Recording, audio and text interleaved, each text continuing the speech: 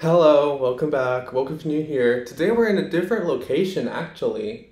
This is my mom's like professional studio, I guess. You can see there's like a boom microphone. Right here there's a ring light. Yeah, it's a lot different from my bedroom. I'm really excited. It's the Oscars. This place is a lot more lighting and I don't like that because you can see all of my acne, which is usually hid by my room's horrible lighting. Yeah, this is probably going to be a little bit scuffed in general, just because this is like 2.5 hours of content, and I am not going to edit that. So, I'm just going to upload this as a VOD. So yeah, that's fun. I probably shouldn't have started this soon. I'm just uploading it as a VOD. Yeah, so I'm going entirely one take. So like, I'm really excited right now. My heart rate is like a lot. The acoustics aren't that good in this place. It's like a really small room. Yeah. So if, like I'm really excited. So if I stutter a lot, forgive me. I can't cut it out now. Yeah. I'm on Twitter right now. Everyone's freaking out. I posted my suit. How many likes does it have? It has 12. I'm scared. Uh, no like OMG, I hit tweet, but. Yeah, I'm really excited. We have 4 minutes. Yeah. Oh yeah. I guess first I could say like, Arnold, Cal, if you're watching this, why would you be watching this? But like, just thank you for like so much. Like, I know this took like a week to like, get out, like, because there was all that editing stuff, but I think it was definitely worth it. I know how much time and effort you guys have both put into this. And thank you to all the other Ruby tubers as well, like Star, Dan, Sir and Madams. There's like so many too. Yeah, I'm just really excited, and like even like Kruby is getting on, like not getting on this, but like even Kruby is excited for this. Like I've seen Eddie tweet about it. It's just like I love it here. Yeah, I'm just so excited. We have 3 minutes now. What else can I talk about? Um, oh, so I finally got my Neo hoodie. You might have seen it if you watch any of my One Piece reactions. Wore it in the last reaction. But yeah, my Neo the dip dye hoodie, like it got restocked. Like as soon as it was restocked, I hopped on it like immediately.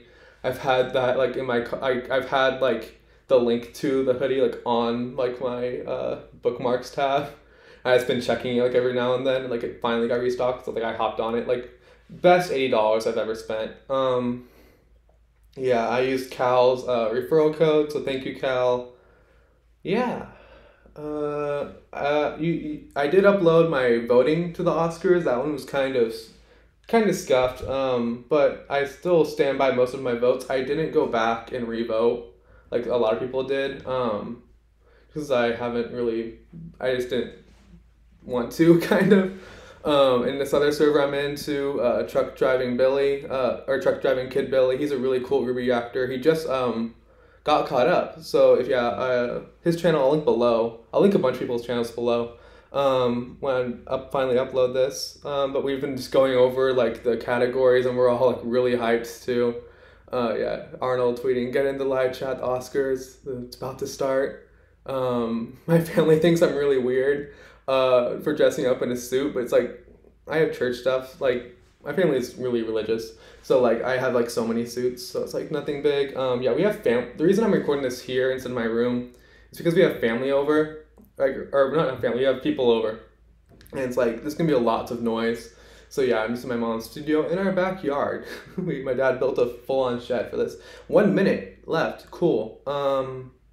Yeah, I'm just really excited. I don't know how I've gone on for this long, or if any of you are watching this. Yeah, this is going to be uploaded as a full VOD, like probably 2.5 hours of just full content. So yeah, I'm really excited. I'm trying to think if there's any other Ruby YouTubers I know got on. Bree, I think she got on. Fandom Reaction, I think their name is.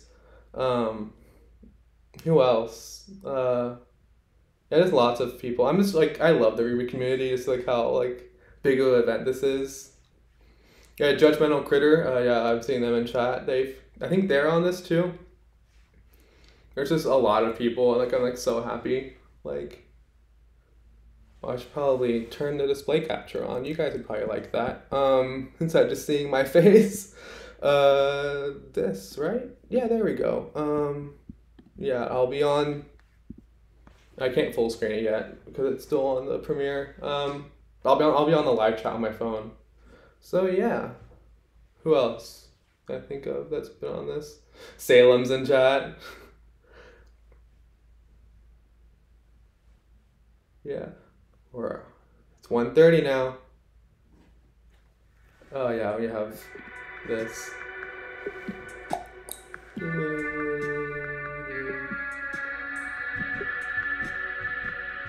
Oh yeah, and also, so I have actual ties, but I don't know how to tie any of them. So I figured in honor of clip-on tie himself, I figured I would wear a clip-on tie too. But yeah, I hope I am recording. I should check that. Okay, yeah, I am recording. This is gonna be really scuffed. I'm sorry. Yeah. I don't like looking at myself right now. It's like I finally have good lighting, but like at what cost? You can see like all my acne. That might be too loud. I'm gonna keep it at 2. I hope that's not too loud. I should have tested this before, but I didn't. So, and then yeah, so some idiot who'd assigned my laptop decided to have the microphone right next to the speakers. So like, yeah. I might be able to turn it down, the manual volume a little bit.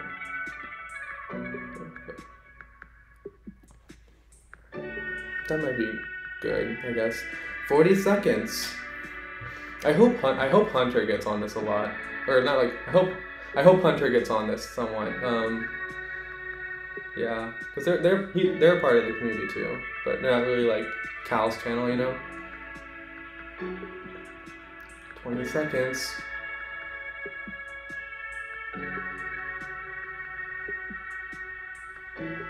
17, 16, 15, 14. I was gonna check my Twitter really quick to see if anything else. I don't know if people like my stuff. Cool.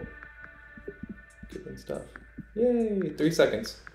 I'm really excited.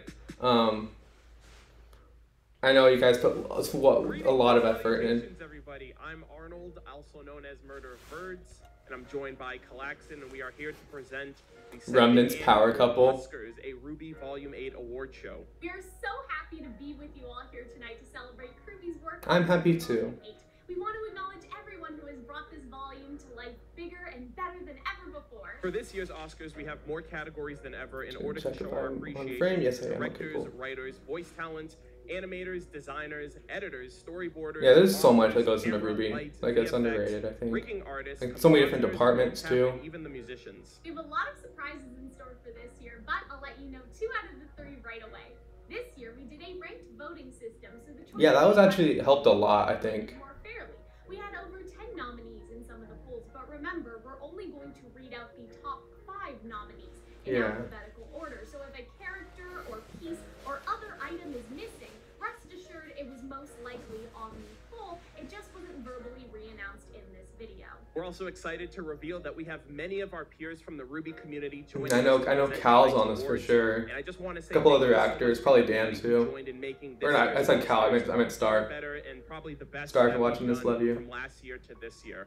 I've been looking at everyone's category submissions over the last few days, and I swear y'all are gonna love it. This is one of, if not the most ambitious crossover in Ruby history. Yeah. Including Ruby itself and its fairy tale and myth character crossover, of course. And I even did my hair for this, and you guys, if you know, I hate doing my hair. Anyway, speaking of which, since we aren't gonna split the revenue 25 different ways, we decided to donate any ad revenue, super chats, etc. to Extra Life. Oh, cool. Children's hospitals. I don't have any money to do that, but that's really cool. Participates in this every year, so I can't think of a better way to honor Ruby tonight than to support a cause that Rooster Teeth partners with on an annual basis. That's enough from us. We thank you guys so much for your patience. Sit back, relax, and without further ado, let us begin the OZCARS, a Ruby Volume 8 award show. Oh, it's the opening. I saw this Arnold tweet or posted on his YouTube. Why should be in the YouTube live chat? I just realized.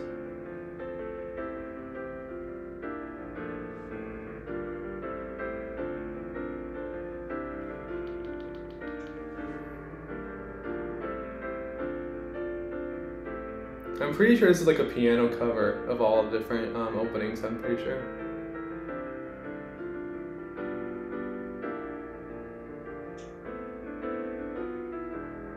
Before eyes, hope has no place here.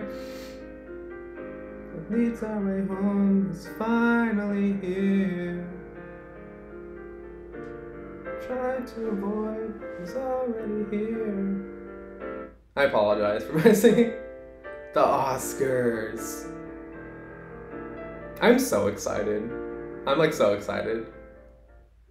Hello everyone. It's I'm Rising here to present to you the first Raijin Rising. I don't think I've seen him. Volume 8. I think I've seen his face, but for those of you who aren't familiar with me, I have been in the fandom since about the very beginning of it, but only since the off-season between volumes 6 and 7 have I really started contributing to it, at least in the form of a rising creator. So in that time, I've done video essays, a complete restructure of the first 4 volumes of Ruby's Store to the format that we are more familiar with them nowadays. Party amount of shit posts, even in AMV. I've done reaction videos, but most recently for volume 8, chapter reviews episode by episode. Oh, that's cool. I'm near as familiar or established as many of the faces in the There's still like reactions I need to go back and watch that I just haven't gotten around to yet. Award show, I am just getting started. So to kick things off, enough about me. The first category of the night is best environment. Ooh. For best environment, I forget what I voted for. I think I voted for goes into the final product that the characters live in on screen. We'll pull this off the things. The script gets concept art, which might get a matte painting, gets 3D modeled, a heck of a lot goes into the composites. Yeah, so much goes into the show. More like what we as the viewer actually sees, and from there on, it's camera work and even the sound design. With that all being said, these are your nominees for best environment. Okay, let's go. The central location. Central location. When I was voting, I totally forgot what the central location was. Guardrails not included. Nice place you got there. I'm paying extra attention to those things. I know like how much of a hell it was to get those on.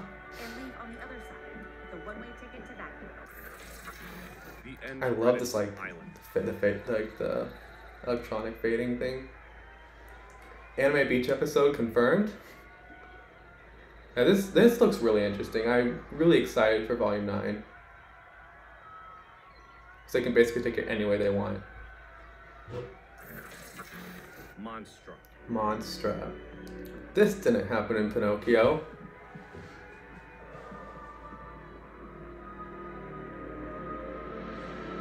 Salem.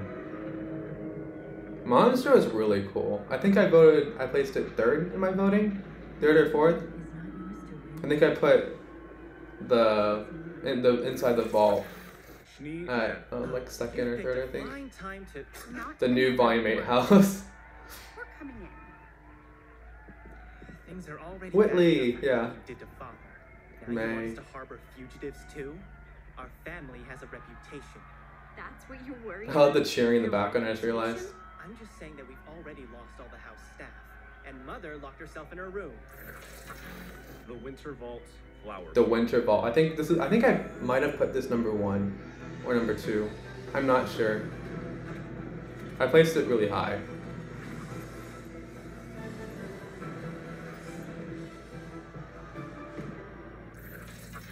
And the Oscar for best environment goes to Monstra. Yeah, Monstra. It was really like the lighting everywhere and just the overall mood. Monstra, the Grim Whale. If it's a lie, and I took that lie to Salem, the punishment would fall on my head before yours. If what you said is true, and I use the password myself, well, I don't know what happens when this thing activates. Yeah, just the lighting. Like the lighting and the overall mood of Monstra definitely deserves it, I think. I can totally see it, and I gotta say, let's see. my choice for best Monstra won, and after that, the Winter Vault, and Central Location, then Creates Island in Stream Manor. My choice for best environment was the Tundra from chapter. The Tundra was really good too. The set that Yang and Ren have their argument in. Like the lighting in does that so was just much amazing, yeah. for that scene. And you know, as I was saying with the, I think that one should have gotten into there's top 5, not 360 gonna lie. degrees. If I'm not mistaken, I'd have to go back, but there's 360 degrees of that set that you see. I think Yeah, they like do like a even full at like as well turnaround. as one shot. You see the entire tundra. And the way that the characters are immersed in it, you know, I'd say the sound design. I wonder if they had a creator on for every single category. That'd be really cool. Rooted in that moment. I really love the way that everything went in. Really, I'm just saying it now. Star probably did one of the best male as for categories. Monster, though, gotta admit, I totally get it. It totally deserves this win. You know, we are seeing a new set of Monster almost every time we're in Monster. Yeah, there's so many different settings. The premiere episode. There's outside where they fought Salem. Neo walking through it. Neo just kind of, what did she get herself into? You know, we see the jail cell. We see the relic room. We see all the way up through the very finale. Once Monstra itself is destroyed, we see Salem reamalgamating herself in what I believe is a deconstructed set from earlier on. But Monstra completely redefined what a location in Ruby is. It is Salem Mobile Command Center for Volume 8. It's a grim My lips are and already a so location, dry. and it does so much for Salem. So yeah, it deserves this win. Yeah, I think it About does. But as you are aware, I am the first of many presenters for this year. So on to the next, and on to the next category. Good evening, Ruby fans. Oh, My cool, name is it's, Marissa, and I'm Nerds Sharon. of Us. We are both YouTubers and Redmond's Twitch dynamic streamers, streaming and I've been deal. making Ruby content since volume No 1. disrespect to And them, I'm I'm just making checking, Ruby make sure content everything's since good. the Okay, I need to scoot I forward a little upload bit. gaming videos and Ruby reaction to my I do that so much during and I recording, stream a but variety of games on Twitch, including Hollow Knight, Sonafire Strikers, and Pokemon. I also do cosplays. I'm most known for my Volume 4 Ruby cosplay. You can see my photos on my Instagram. yeah, I think I have seen My them. socials as Nerds of Us. I mainly stream on Twitch, currently playing Animal Crossing, Final Fantasy XIV, Phasmophobia, and soon Assassin's Creed Valhalla, and then Spider-Man Miles Oh yeah, the bunny Morales, ears. as well as the Odd Ruby video. You can find me on my socials as SheNoobTTV. Oh yeah, they are from Australia. On YouTube. We are honoured to be presenting the category of Best Lighting at the OZCARS. Best this year, lighting. Which Kobe has done an amazing job during Volume 8. The lighting and So cool how they're having a different Ruby creative for every single category. in the show throughout the years, with Volume 8 being no exception. Lighting is one of the biggest components that conveys mood. This to suit's any so form of hot. media. And in a volume as moody as Volume 8, this is especially important. The lighting this year has encapsulated the emotions of each scene beautifully, and we are excited to be presenting this award today. Now, without further ado, here are the nominees for Best Lighting.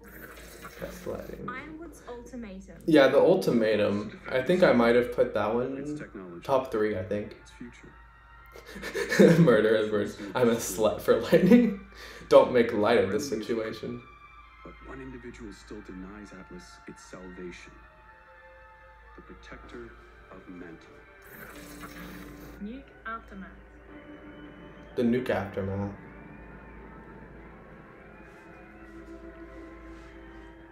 Are they inhaling Monster's ashes? Marrow. Penny overlooking Atlas. There's almost 1,000 people in chat.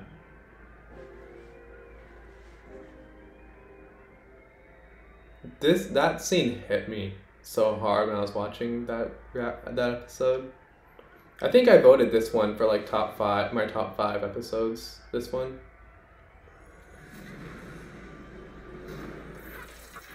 The Tundra Argument.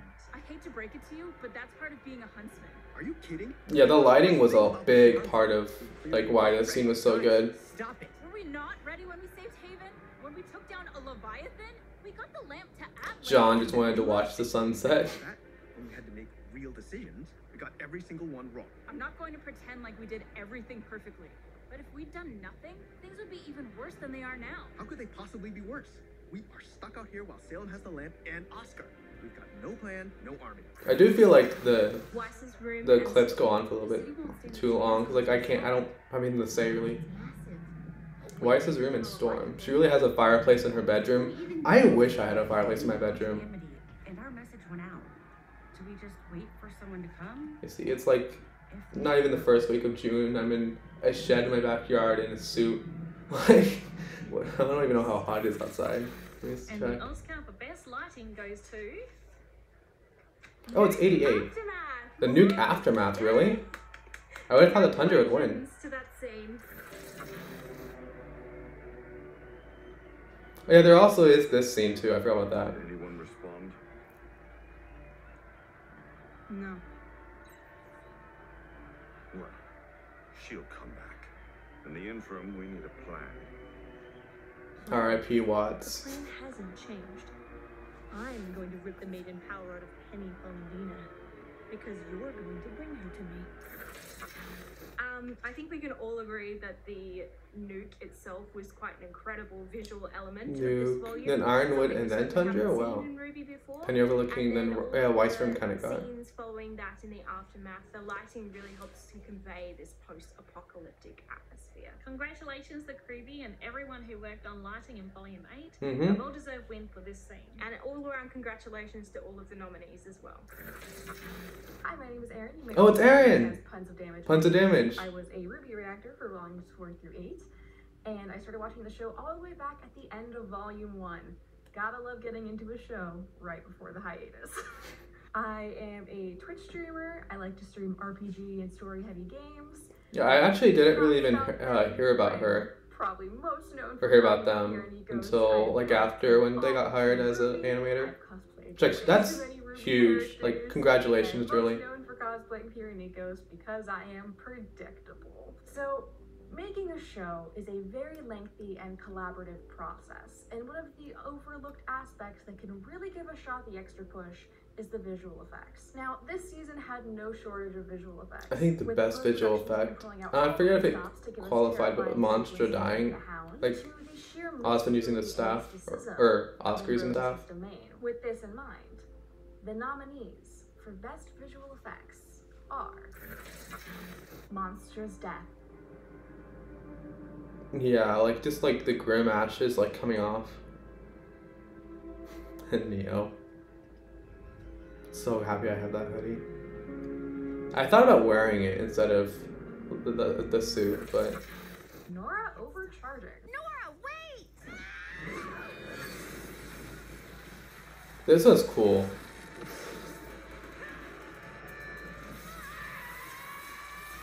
From my eyeballs with these sweet VFX. All hail Nora, all hail Thora, the Thunder Goddess. Hurry up, Elm! I can't.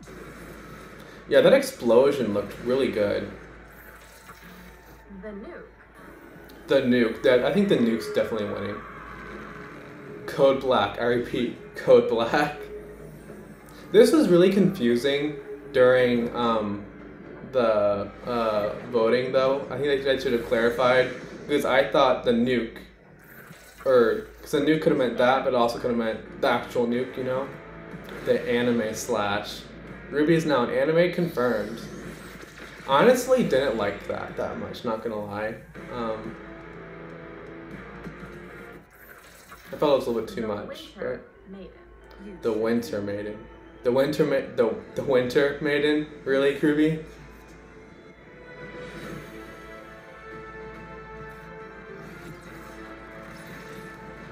That scene was so cool.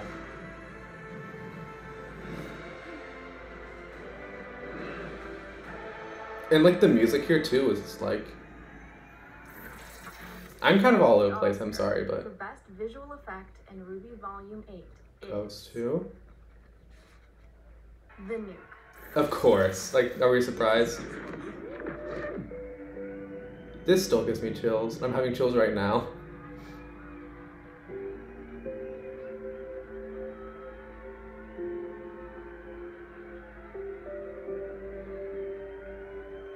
I think the music did so much for this too. But also, like, yeah, the lighting's insane and the visual effects. I think we can all agree that the episode was a heart The jump from 12% to 20%. Everyone, both the characters and the audience included, were hit with emotional blow after blow after blow after blow after blow until we all longed for death. And what better way to kind of kick off all of the heart-wrenching moments of that episode in all of its majesty and with a sequence absolutely devastating in its calmness and its silence.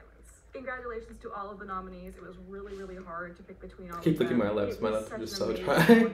I should have gotten water. My voice is not gonna last. But visual effects really just have been kicking it off. Everything has come such a It's not like I'm way since non-stop talking, so that's good. Volume 1.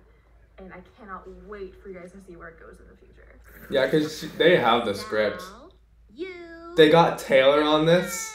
I'm Taylor McNee, and I have the pleasure. They got Taylor on this? I'm a voice actor, a 3D artist, an author, a YouTuber, and a nerd. That's so cool. I was Ruby for the first few seasons of Ruby, where I made 3D assets, I did art direction and environments. You know who made Nora's pancakes? I did. Torchwick's cane and hat and cigar, Ruby's headphones, Velvet's camera and glowy copycat weapons, Sun's nunchuck guns, dorm rooms, ballrooms. She did Sun's guns, the nunchucks, or gunchucks. And benches and stuff, and so many other things, but most. I didn't know that she did 3D stuff.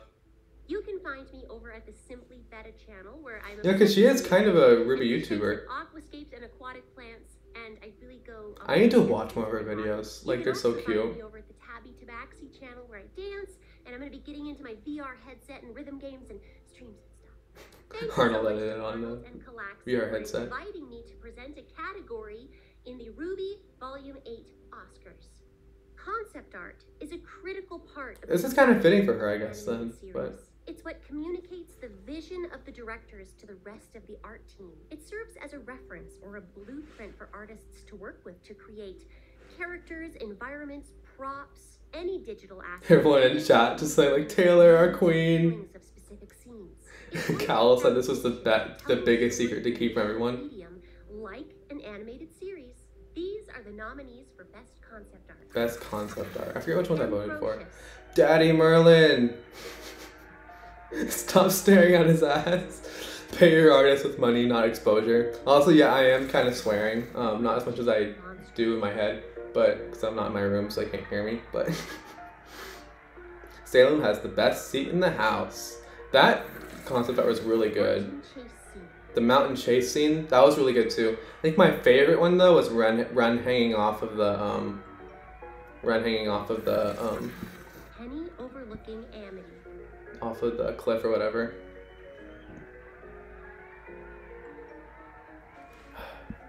And I feel like the people just came over, I can tell.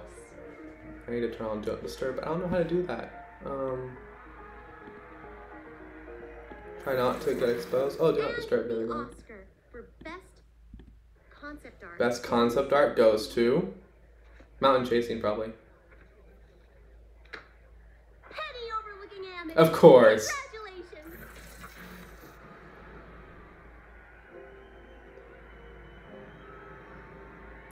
I'm so happy that they got Taylor on this. This is just like amazing. Like, what other fandom could do this, you know? Like, I promise this is not planned. Very well, I approve of that wholeheartedly. This small pause where Penny stops as she looks. Oh wow, this is all really close. And we feel good for a minute. Was a lovely, peaceful moment before it all came crashing down. Yeah, Ren hanging like was so close. Like they're all really close. They're all like within like between 9 and 6%. That's crazy. Hello, distinguished guests. Star! Love you. Being one of the many hosts for today's special event. Let me introduce leader of the Stardust Crusaders. I'm one of them. You can just call kind of. Star. I'm not a I Patreon. But about 4, maybe 5 years ago, and I've only just now caught up for this volume. It's with the Corella wig, we love it. Events and this especially. It's been so much fun to join in on the discussion and the theorizing and the waiting, the agonizing waiting for next volume. You may remember. I know Star wants to see my reactions, making sure everything's okay. Like, I get so paranoid I'm not recording sometimes. One Ironwood fan. When I'm not screaming over Ruby or other shows and movies that I like to watch, you can usually find me on Twitch trying to survive in Skyrim or trying to not die. Okay, but Star, when was the last time you streamed? I describe myself as a professional fangirl and screamer of screams. When I'm not screaming at screams, usually I'm either dyeing my hair or changing up my look completely. That's true. Of looks. From its inception, Ruby has placed great importance on character design, and these character Oh, she's doing designs are character so design. cool, and they've inspired That's kind of fitting for her too, thousands around though. the world to cosplay and to dress up. Also, like that outfit, From I the love jump, it. Ruby had dual work And the makeup too, hair, like that eyeliner though. makeup, outfits, and weaponry. It really has become part of the Ruby signature, just like with the plot, with the animation, and with the music. And over the years, this signature has evolved. We've seen characters get new looks, new haircuts, like my favorite, Blake's little Bob. And with these character design changes, Ruby has used it as a plot point and as a plot device to show character development and character growth. These are the nominees for Best Redesign. Oh, Best Redesign. Okay. You're here. I knew you'd find it. I think I voted for Emerald's outfit the most, or Hazel. first. Hazel. Hazel's is really cool too, though.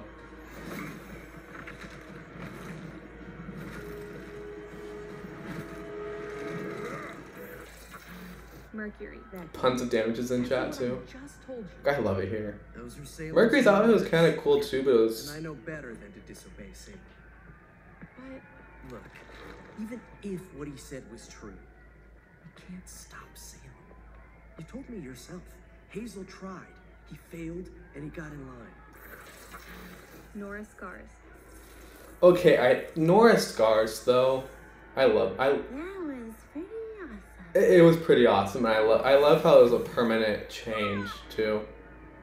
I'm so You sorry. want to know how she got these scars? Winter. Winter's outfit. I don't really have big opinions on Winter's outfit. Not gonna lie. In front of that vault. Big Mass Effect vibes. Consumer status. Is Star in chat? I'm not seeing her. Constant updates. And the Oscar for Best Redesign goes to Winter. Winter, really? I'm surprised. I'm so surprised by that, actually. It was the Sapphics, wasn't it? That's why. Okay, never mind. That makes sense now. Like, I'm sorry, I voted for Emerald in the mom jeans, So well but deserved, and it was my personal favorite pick. This redesign took one of the coolest characters and made her even cooler. This volume showed us so many things in character design that we hadn't seen in previous volumes. And Ruby yeah, made so out of Emerald that. got 20% though. Ruby for working so Yeah, hard Winter's to outfit, make Emerald, and toss Nora's. to the side But and I'm actually surprised by that, actually, with that's Winter. supposed to show character growth and development, and this volume was chock full of it. So thank you to Ruby and congratulations. I'm gonna turn this up a little bit, just because. Good day, everybody. It is It's time Cal and for Hunter! presenting the award for Chaotic Best Energy Merch. You may have Incarnate. already seen Okay, the but Cal in that outfit dress, to love that, and also watch Hunter it. looking If you so don't good. know, Hunter and I make videos on my channel, Calaxin. We do reactions, discussions, analysis, theories on Ruby, but other anime and video games as well. We also make videos about Ruby merch, giving our thoughts to what's in the store, as well as I love those videos, actually. Those are some of my favorite videos of hers. And theirs. Not only did characters get new outfits this volume, but the fandom also got to dress up in some Ruby Volume 8 merch. Ruby merch is how we rep our favorite characters, from action-ready Winter and Penny, to metal Nora and Ruby, to stunning pieces for Junior and Salem, and occasionally Ruby ramen bowls. The design team definitely upped the ante this year. And don't forget about those Definitely, I guess you could say. mugs either. You'll want those I should have put my to Neo toast hoodie the into here. winner I could and have shown of it. course, I love it so much. These are the nominees for Best Merch released in Volume 8. Ruby Action Figure Collection. The action figure collection got on to the top 5. They're so cute and tiny. Ruby Glass Collection. The glass collection, really? Yeah, it kind of makes sense, because not gonna lie, most of the Ruby Metal Collection. most of the like wearable merch didn't hit. I'm sorry, but it just didn't. Ruby Mug Collection. The mugs. The only mug shot I approve of. The Junior Salem Penny The Ein Lee collection, yeah. I'm surprised the Neo collection didn't get on this, though. And the OZCARS. I'm actually surprised by that. The Junior Salem Penny Ein Lee Collection. Yay! I love Ein Lee. Her art, or their art, is just so good. Like that Salem art, like, in the Oscar art too. Congratulations to the design team in Ein Lee. It's no surprise that the Ein Lee collection I'm surprised the Ruby Neo collection got that low though. And the shirts finally gave fans of I mean, there wasn't quite a what's bit left of good to merch her. though, I guess. Salem, Penny, and especially Oscar, an amazing way to rep their face. Or mourn their phase. It wasn't only the art in this collection, but the characters showcased that left an unforgettable impact. I can't get over Hunter in his outfit. They look so good. Wonderful and baffling creations the merch team has in store for us next volume. The lighting makes me look so white. I didn't realize. Or Blake Belladonna fish fillet knife, or an alternative reality. Blake Belladonna fish fillet knife. Hello, Ruby fans. Hello, Oscars. It's I don't know how to pronounce her name, but I have seen. I don't think I've watched any of their reactions, but I have seen their thumbnails a lot. Ruby, that's all things Rooster Teeth animation. We also have Host of the Rooster Team radio podcast. Yay, where we do all things horror, and that's where you can see me jump out of my skin if you want to. Yes, Silver Screams. Silver Screams. It's a good time. And of course, we have the obligatory podcast. We are part of Rooster Team Radio, where we team up with 2 other hosts, and again, talk about all things Rooster Teeth animation, all things Ruby. We have a very, very good time. We have been fans of Rooster Teeth since early Red vs. Blue. Yeah, I think I have seen the reactions go back that far. When my older brother initially got me into it, and I've stuck with Rooster Teeth ever since. And I think one of my friends bought the season 1 DVD from GameStop. From GameStop? I got into it at the Volume 4 finale. I had some friends stay over for a week and they were like obsessed with it, and they got me obsessed with it too. Absolutely honored to be invited to participate in the Oscars and to present here, so... Yeah, it's gonna be like so cool to participate in this event like this big. We're so excited. And without further ado, we'd like to move into our first category. My laptop's not dying. Memes. I might have to plug it in at some point. Social currency, internet hieroglyphics. That one thing that you say in real life on accident and then you have to spend the next 15 minutes explaining the context. Memes. We know them. We love them. The memes. The internet generates them, and we have generated. Honestly, I don't know if any of you have been on Twitter, but like the hiatus has been hitting. Span of an episode, some of them stuck around for the long haul. I love the fact that everyone started instantly comparing the post credit to San Diego.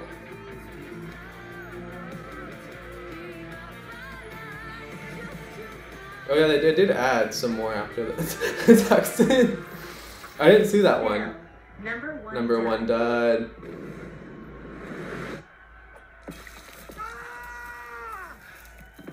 Sign, Bill. Read the sign. F the rules. I do what I want. What's 9 plus 10? 21. Remnants Chew Toy. Remnants Chew Toy. Quinn, I don't know if you're watching this. Quinn's like one of my friends. Like, I know like how much you hated this. Team Arcos. Team Arcos. The team that stays together, slays together.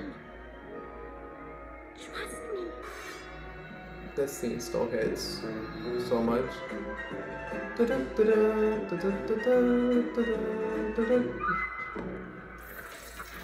Weiss ejected. Weiss ejected. Snow White's looking pretty sus. Weiss is not the imposter. And the winner is... Number one dud, or Weiss ejected. Weiss ejected. You can see it on the back. They just took a Sharpie and went at it.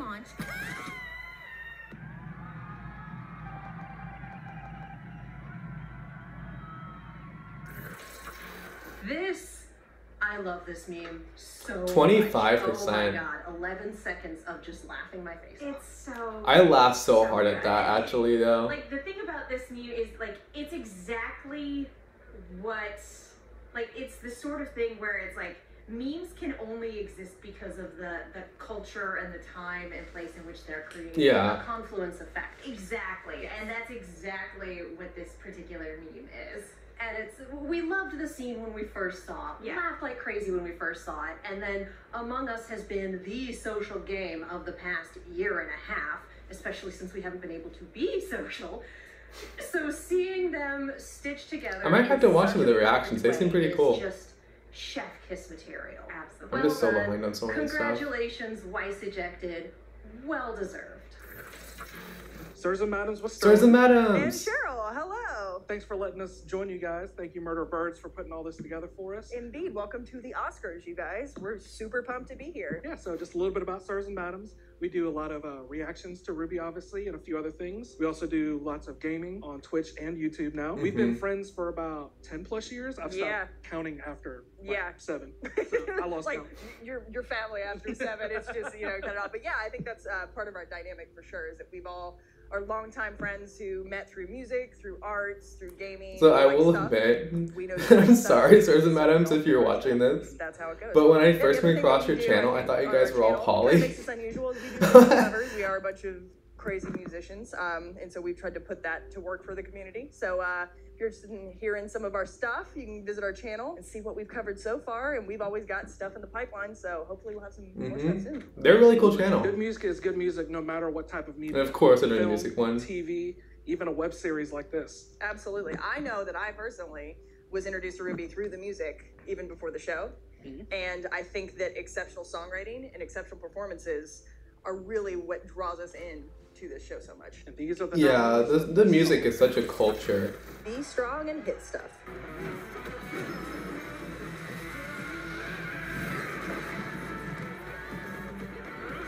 Of course, my favorite is Friend, but I do like The Sky is Falling a lot too.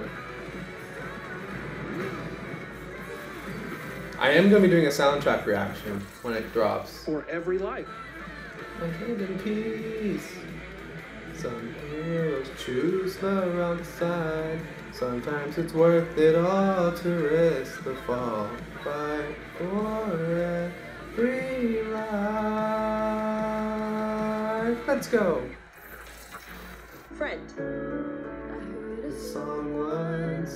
This song, like the sentimental stuff of Penny and Ruby, but it means a lot to me personally for like reasons, but so this is why it's my favorite. And I love the part like in the middle where like Kate starts like vocalizing like da da da da da da da. The sky is falling. The sky is falling. Like literally like this week, like I've seen on Twitter, like people comparing, I forget who, I think it was Ironwood to Chicken Little. Like,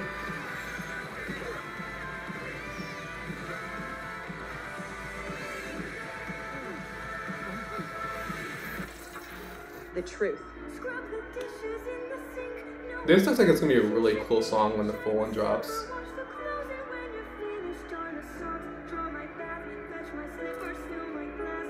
I'm so mad that my video, I lost my video on the volumes, on this episode. This was my reaction.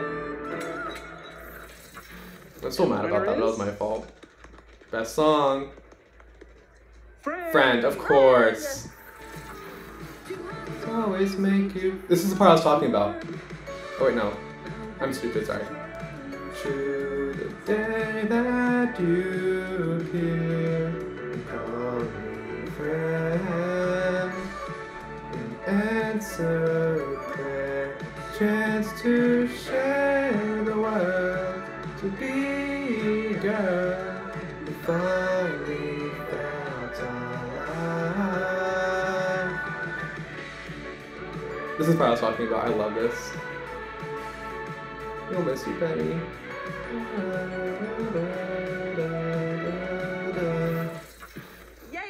And then at the end, where it's like to find who finally felt alive, and then it cuts like immediately because her life ended like that Perfect ending for quickly. the volume, just to encapsulate everything. I'm sorry to listen to my singing, but like I love the RWBY song so much, especially Nice choice, fandom. I mean, it was like the end credit song, so I kind of expected it like already, but Hello, ladies, gentlemen. that Kaito Dan, My name is Dan, the voice behind behind that Dan, and before anything else, I know his intro, but I got my words got mixed up, so I'm excited. Oscar. Monty loved watching his videos, really? This is a That's fantastic cool. way to celebrate the end of the previous volume, bring the fandom together. It was so hot a minute ago, but like it's starting to cool down a little bit, I guess. It's like 88 degrees right now outside, and I'm basically being hotboxed. Every single person involved in the show deserve awards of their own for their hard work, pure talent, and dedication to this series that we all love, especially over this last year or so being the mother of all douche canoes. So yeah, thank you again to Arnold and Cal, and thank you. Yeah, thank you Arnold and Cal. I can't thank you enough. In this show. Like, much love. I think I started watching Cal around like the end of volume I'm the guy 5, who I makes all the think. bad puns on Twitter or on several RubyTuber live streams. But I'm also a lifelong Ruby fan ever since the initial color trailers. And Yeah, I wish I was around for that I've long. been making several Ruby content, including episode reviews and reactions, as well as countdowns, news updates, and much more. I Because he does also react Nintendo to stuff several too a other little bit, I've Boosty seen. works like I watch his Battle, reactions to E3 and recorded by stuff. Arizal and Or the RGB, Nintendo Directs and just in anything general. else that I have a fancy in, like Nintendo And we reactions to State of E3, Play, the and Nintendo Smash Directs there Review. too, But so today, stay I'm here tuned to for that. present a few voice acting awards as an avid The fan of the profession. Voice acting by itself is no easy feat, as you're limited to just one part of your body to bring to life several unique personalities and characters of all shapes and sizes. And this year has expanded that challenge by many talents having to record their lines in unfamiliar territories like homemade booths, different studios, and if push comes to shove, their own wardrobe. Still, Volume 8 was home to some of the acoustics in here are so bad, by the way. I'm sorry about that. That's not much different from my room. Gents in this category, proving that there is a massive amount of talent in Ruby's long list of voiceover stars. These are the nominees for Best Voice Actor in a Supporting Role. Christopher Sabat as Dr. Arthur Watts. I think he's gonna win this, not gonna lie. There's a Vegeta joke in here, I know it. Sadly, it doesn't make taking Yeah, because he down voices Pietro Vegeta in the Magical dub, I think, right? Science project any less cumbersome. Oh, I trust you can come up with something. Ooh, trust is palpable. I still love that scene. As Pietro Polendina. The best Geppetto we could have asked for. We have to remember the big picture. I don't care about the big picture. I care about my daughter. I lost you before. And you're asking me to go through that again? No. No. I want the chance to watch you live your life. Sorry, I'm not paying attention to their names, but that was Jason done. Liebert as Fenroy. Jason LeBrot. For the first time in a while. Okay, so I thought, what was his name? Vic Minoga. Minoga. anybody without I like his voice for Crow a lot more.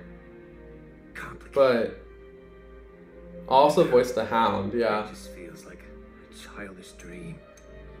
Gone. Like everybody else. But the voice acting still deserves a lot of credit. Like, a lot. You call this saving Atlas? Mick Doing Lore Salem's job for her? I believe elevated Meryl's guilt and remorse. Yeah, his voice and acting here is really good. But now you're throwing it all away. Do you even believe what you're saying anymore? Do any of you believe in anything? I used to wear this rank with pride.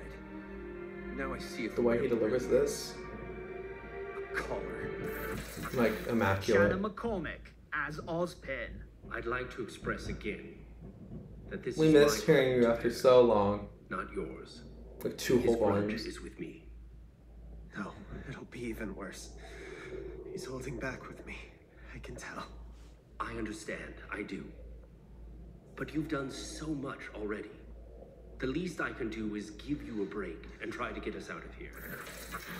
And the Oscar for Best Voice Actor in a Supporting Role goes to Chris Sabat. Yeah, I expected that. Congratulations. Like, I don't think there was a single person who lost their shit, or who didn't lose their shit at, like, him dragging Cinder. What? I implanted a virus in her, you dimwit. She's on a set path now. At least she should be. As much as I hate to admit it, there seems to be some part of her capable of resisting. Regardless, it's only a matter of time before the mechanical body succumbs. Like, my favorite line by Watts is when Raven is dragging all of them. He's like, Technically, I was also a doctor, but I'm gonna say the rest was spot on. Like, winner. You'll probably hear me say there's a lot in these categories. Any oh, he's doing a bunch of the voice actors one, I guess. Could have easily won it. They've had some fantastic. Yeah, Dan is one of the bigger ones. I would expect the bigger Ruby actors. I would say that. I More guess. than deserved to win it himself. It's just he's been on fire. Pardon the pun, given the last episode. His performances as Watts over the whole volume and beyond. Obviously, His voice acting's always been really, like, really steady.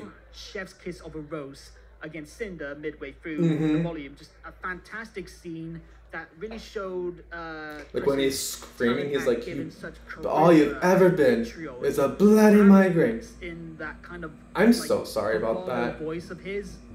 He's a top tier talent. That doesn't make too much noise, right? By itself, and that quality just showed immensely in that scene. So that's the air conditioning unit outside. You deserve this award. I'm so sorry about that. Congratulations again.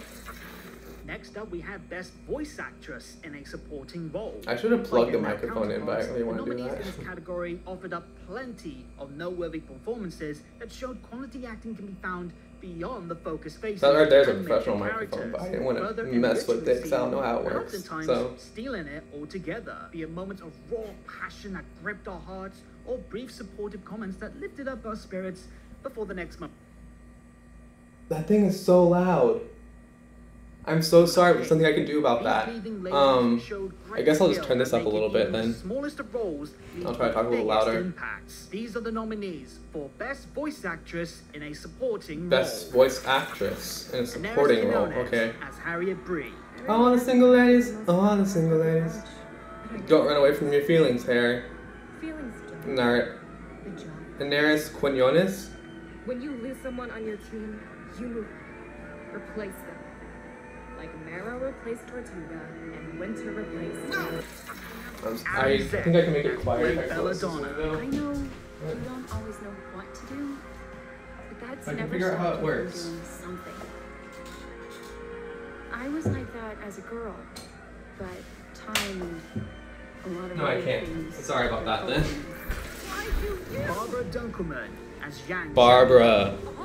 A lot of people are mad that they were supporting, but Once upon a time, I think at least Yang should have been leading. everything I've lost. Every I don't know how to close that window. I've lost. 'Cause I'm never in here. You. And who is it I've taken from you, girl? Yang Xiaolong spitting straight facts. Mom. Kara Eberly. That's bugging me so much. I'm so sorry, Is an STC subsidiary. but I can't do anything about it. Here report to the company. Kara. The pneumatic tubes allow for dust refined I think, generator to be sent honestly, Kara is one of like the We just need to find out of all the main Ruby girls voice actors, I think that she's the one that's like least popular, but she still deserves a lot of recognition, of course. Kaden Jensen as May Marigold. Kaden, I voted Kaden first because I love Kaden so much. I'm biased. I'm sorry. I'm sure she would want us doing what we can to get it. May spelled backwards as the AM. Hunter put that in, didn't he? Besides, Or didn't you always they? got your friends helping out in my stead. Between our secret weapon and my semblance, you all couldn't be in better hands. And the Oscar for Best Voice Actress in a Supporting Role goes I don't know to how to close that. That's bugging me. Aaron Zek. Aaron, as really? Belladonna. Congratulations. Oh, of course.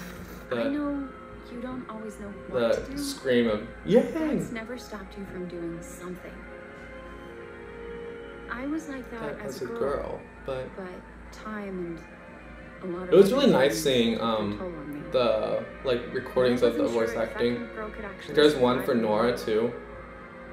Until I met you.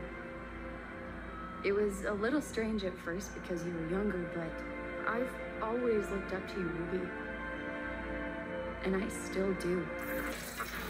Again, just like the ladies, all of them in this category, just fantastic performances And around. Christina didn't even get especially, onto the top for me 5. That's personally, kinda I really sad, love the but- performances from Daenerys and Kaden, just absolutely top draw stuff that really made me invest I'm in like their a characters. little Same salty can be said for because all of the ladies in this category. They because their Kaden's nominations, let alone third, but the oh well. possibility of winning. As for There's Aaron, always just the actual character fantastic too. performances all around. She's really showing now that she's lifted off some of the weight of Adam on her shoulders. Yeah. That, I mean, Blake and can be a very Aaron do deserve it, though. sincere, very supportive character. We got that fantastic moment with Ruby that showed that underneath all her own stress and strife, she can be the support that other people need. And obviously that scream is gonna live long in my head when Yang fell. That's gonna be like one of those standout lines. I haven't worn like the actual suit jacket in so long. It's like so tight. And that just shows that Aaron just absolutely kills getting right down to the heart and emotion of a scene. Just a fantastic performance and just an all-around brilliant showing from Ms. Zeg. Congratulations. We now move up a level to Best Voice Actor in a leading role. Are we paying this guy overtime or? Themselves away from the mic just as much, if not more, than their characters' thrilling arcs have made them in front of the mic. These actors, over the course of the whole volume, took charge with consistent grade A performances, further proving their genuine, award-winning talent, be they seasoned veterans or relative newcomers to the acting scene. Whether it was performances that made the pain of suffering sting all the more, further celebrated moments of massive growth, or just entertained us over every bump on their rise and falls, these lot made sure to give every scene task their way, Best male voice actor? Best. And I can say in full confidence, mission accomplished. Or main character. These are the nominees for Best Voice Actor in a leading role. Aaron Dismuke as Oscar Pine and Ozpin. See, that is why she came for you. Aaron's voice acting was really good. I will give him that. I will give him that a lot. The absolute Mad Lads. Oscar Protection Squad, where are you? We don't need the Oscar Protection Squad. We need the Austin United Nations. Because she pushed you to think it would help. I wonder how many people are actually watching this. Like my reaction. I wonder. Jason Rose as Jason Rose, though. I have one. Goodbye, Ironwood. Hello, Tin That's all it will take. If there is no mantle, then there is no reason for you not to work with me. Neither of us wanted to come to that. Almost an hour in. One of us is willing to do it. If anyone tries my forehead's not sweating, what that's I good. ordered, mantle is gone. You have 1 hour to respond. Miles Luna as Jean Arc. Miles did a really good job. I did cheat my way into Beacon.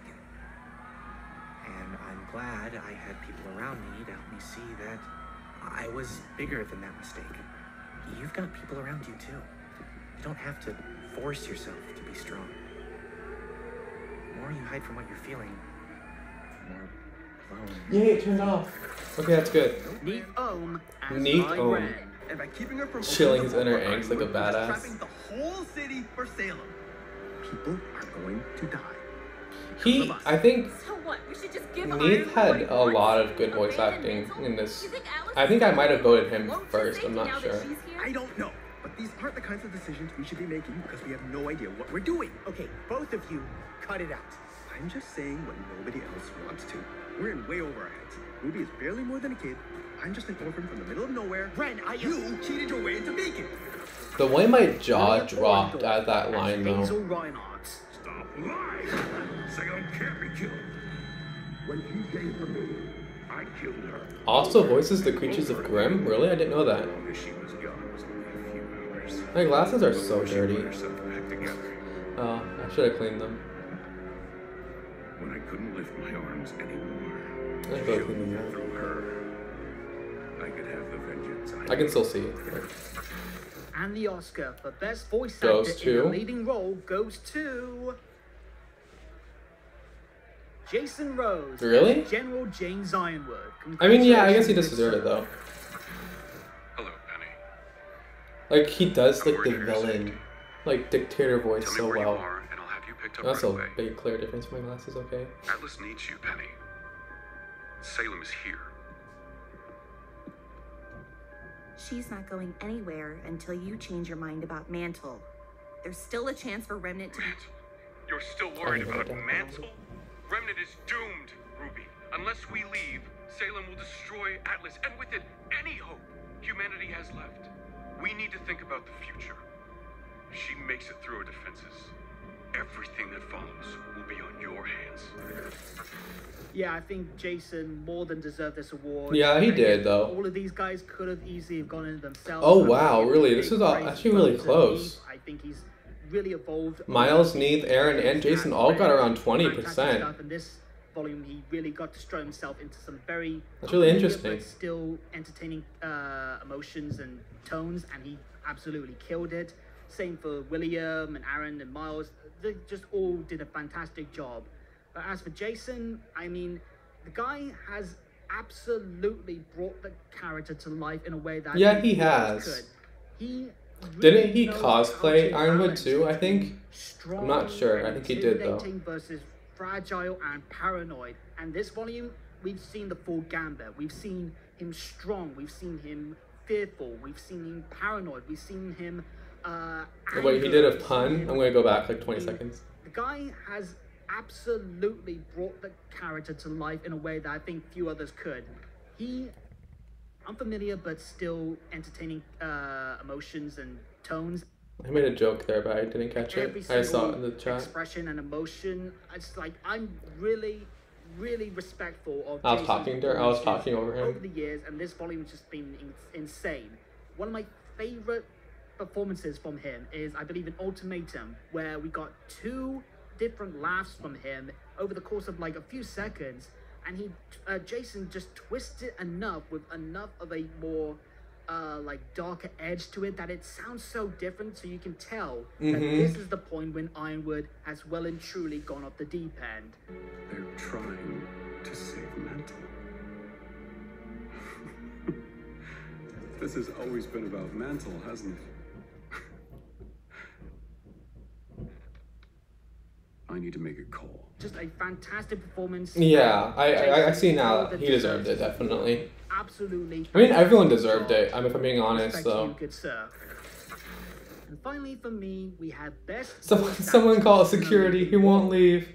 Each of these immensely talented women made gold out of their. I'm pretty sure Taylor's going to win this. In recent years, many of them having to branch out into vastly different material than what's attributed to their characters. Like Taylor took to these uncharted waters flawlessly, showcasing their range with equal skill to their already richly praised work in the past. From he won't leave security. Bold or chilling, whatever the scene. Team DDDD or Team DDDD from the spotlight of center stage. But instead, yeah, it has to be Taylor. I feel like showed us all why they earn that spotlight, and why without them, many of our favorites lose a core piece of what. There was also the minor voice actress though. Wonder who's gonna do those. Best voice actress in a leading role: Elizabeth Maxwell as Winter Schnee. I'm gonna kill my boss today. Winter, maybe. Leading ladies lead the way. Report status on the evacuation. I've never wavered in fighting the enemies of this. Yeah, Kyle's saying. I mean, Dan being here for 4 categories is a lot better than nothing compared to Arnold and her doing them, all of them last year. Oh, okay. Jen Taylor might win though. Alright. Like, one of you is going to tell me. Like, I always say this, but like the condescending mom voice, something I know very well, but like she does it so well, and I love it so much. As Ruby Rose, we want you to make a new version of her. Creator face has also come a long way. That was curiously worded, girl. An exact copy of her would include the virus. Alright. Her without the virus would see. I can't get over that. You make something else, and we kind of want to keep her around longer than that. Samantha Ireland as Nora. Samantha Ireland, like I think there's like even more so than the male leading.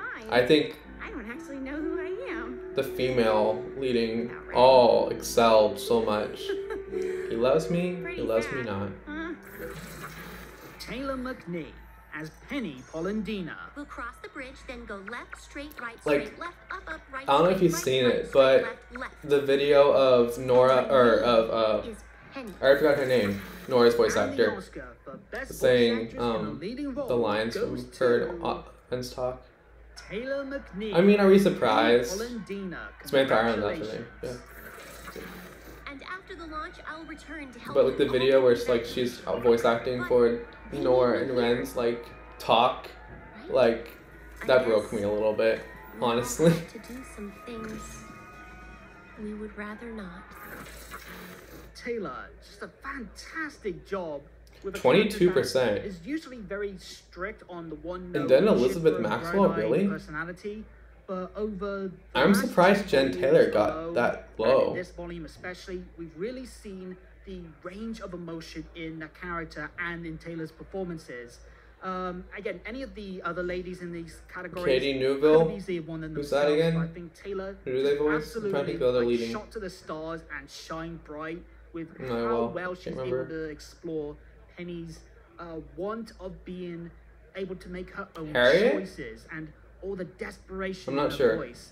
We've seen her feel more human. We've seen her sad. We've seen her angry. We've seen her desperate for just attention, for respect.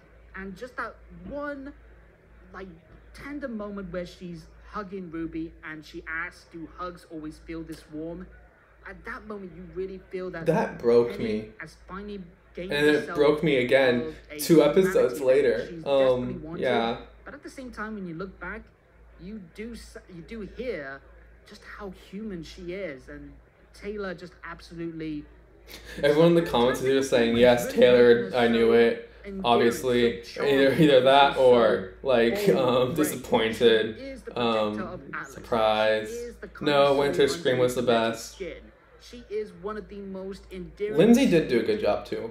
Brave characters in the entire series, and she went out with a performance that broke me in several ways, and that just showed not only just like great. Taylor deserves it. Taylor definitely deserves it. I'm just saying, like, definitely. By Taylor's beautiful, sincere, genuine performance, and massive respect to Taylor. Yeah, Jessica Negri too. I think she should have been a little bit higher. But last volume, when she's doing like the panting after her like arm gets cut off, like. Sirs and madams, it's Cheryl. And Sterling. We're back. Shooting the score this time around. So, this next category coming up, before we present it, we want to give a special shout out to the 2 people who made the voting process possible. They poured through over 50 scores over the course of RWBY this season to make sure that the best ones were available for you guys to vote on. And since everybody who watches our channel knows I suck at the English language, we just want to give a shout out to Mitchell.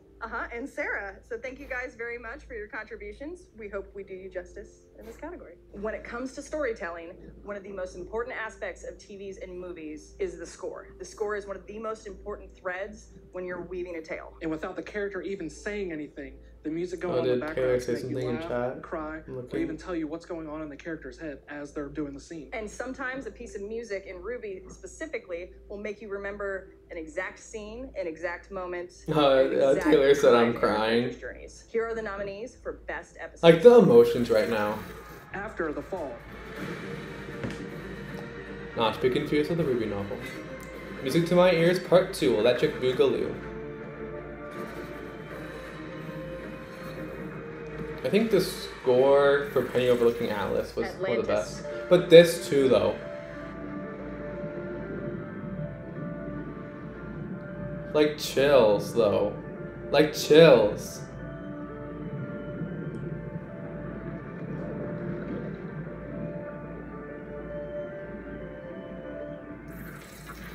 Penny's Choice. The final quality of her human soul. I was not emotionally ready for today, honestly. I thought of you, and here we are.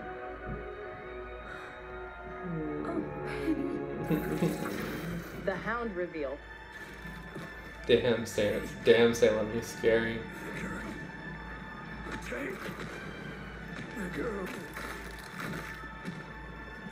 I forget what I voted for.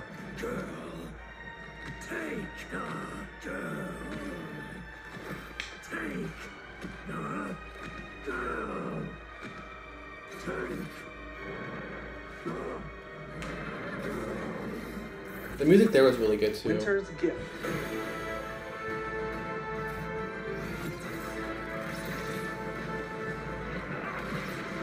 I think Atlantis might have won this, but also Penny's Gift. Either one of those two.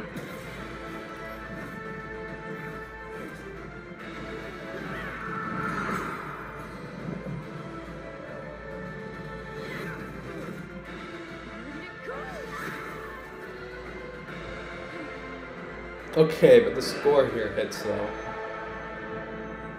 Like the chanting in the background. And the winner is Best episode score goes to the Hound Reveal. The Hound Reveal, really? I'm surprised by that. Okay, but the chanting here though reminds me of the Volume 6 finale. What was that? My voice isn't hurt yet at all. I'm really surprised by that. A person. I'm kind of surprised it won. I would have thought Penny's Choice would have won. Not gonna lie.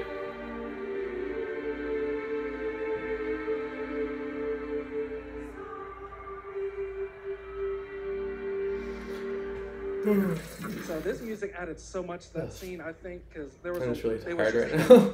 Yeah, there was a lot going Penny on. versus and this Aesop's, really Penny versus brought Cinder, you Osmond in Risk, and the shows you Amity. exactly what you need to pay attention to. And The that's Amity, why though. Scores are so important. And thank you to everyone in Crewbie. Atlantis got Amazing 5th? music for the show, Oh, no, it because got really 4th. wouldn't be the same without it. Thank you guys. See you next time.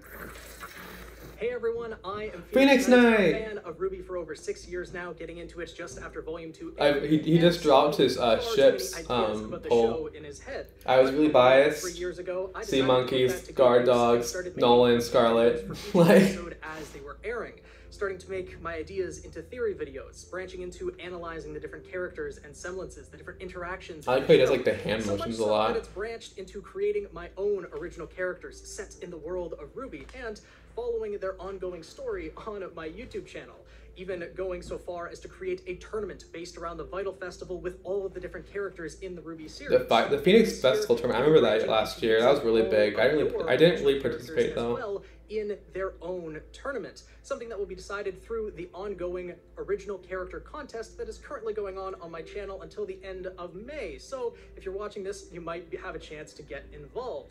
But right End of now, May. we are hosting Oh, the Oscars, because and that it is my was pleasure supposed to be host the last day of two May. Okay, yeah. categories this year. Thank you so I mean, they much were to Twitter, like Arnold was editing this for a long time, so like props to him though. all of you who participated in Guildmaster, this the Eternal Flame event. extra last With every night. new episode of RWBY that airs, there's always this sense of wanting more after it's over. And Volume 8 took that to a whole other level. Following the events of Volume 7, each episode of Volume 8 built on the last, building towards that eventual conclusion of the overall volume. Every episode had so much work put into it, and it's so apparent that everyone who worked on it wanted it to be the best that it could be. I hope everyone who worked on it is proud of their efforts, because we as fans couldn't be happier with the end result. I personally think that Volume 8 is one of, if not the best volume of RWBY so far, and Yeah, it's definitely top 3 for me. in the future. But for now, we will see. I think my favorites are probably 5, These are your nominees 8, for best and episode. maybe 7. Chapter 9. Maybe 2. I'm not sure. Wait. Oh, best episode. The quintessential re-experience. Daddy Hazel to the rescue. Yeah, Witch was amazing. Like I was losing it when Hazel just brought Salem to the ground, just like punching all the Grimmoos out of her. I lost it.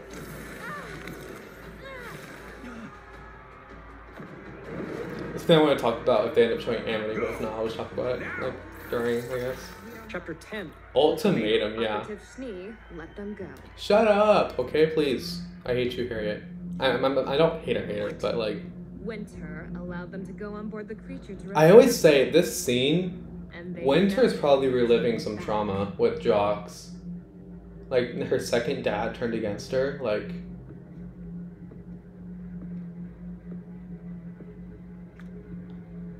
They were our last chance. Now I have nothing! Chapter 12. Creation. Creation. Dogs always make you feel this warm inside. I'm scared. I don't think Amity's gonna be on the list. We should probably make sure our theory works. And start the evacuation.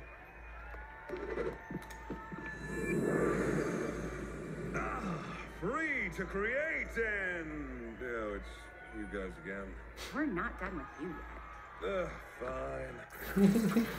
Chapter 13. worthy. Also, it's like, yeah, Amity's not getting on this. So I say with Amity, like, if you saw my reaction, you saw I lost my shit, like, literally. Like, at Sun and Neptune showing up, and Glenda and Shopkeep, like, I lost it. I think my chair fell over, and I needed to take a break. I had to take a breather. That was, like, the most, like, expressive I've been in my reactions, I think. Chapter 14, the final The final word. I have sacrificed everything. And that's checkmate. You have sacrificed everyone else. You closed the borders.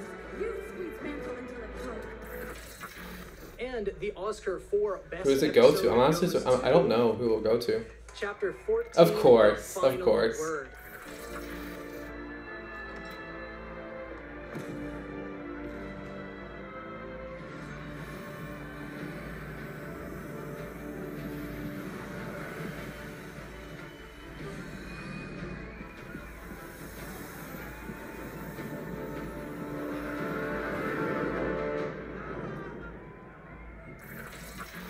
This is honestly so fitting for how Volume 8 was structured. Look at this. With the Siege of Atlas starting at the Oh, beginning. Amity got really low. Everything that we saw I mean, still, like, leading up to the finale.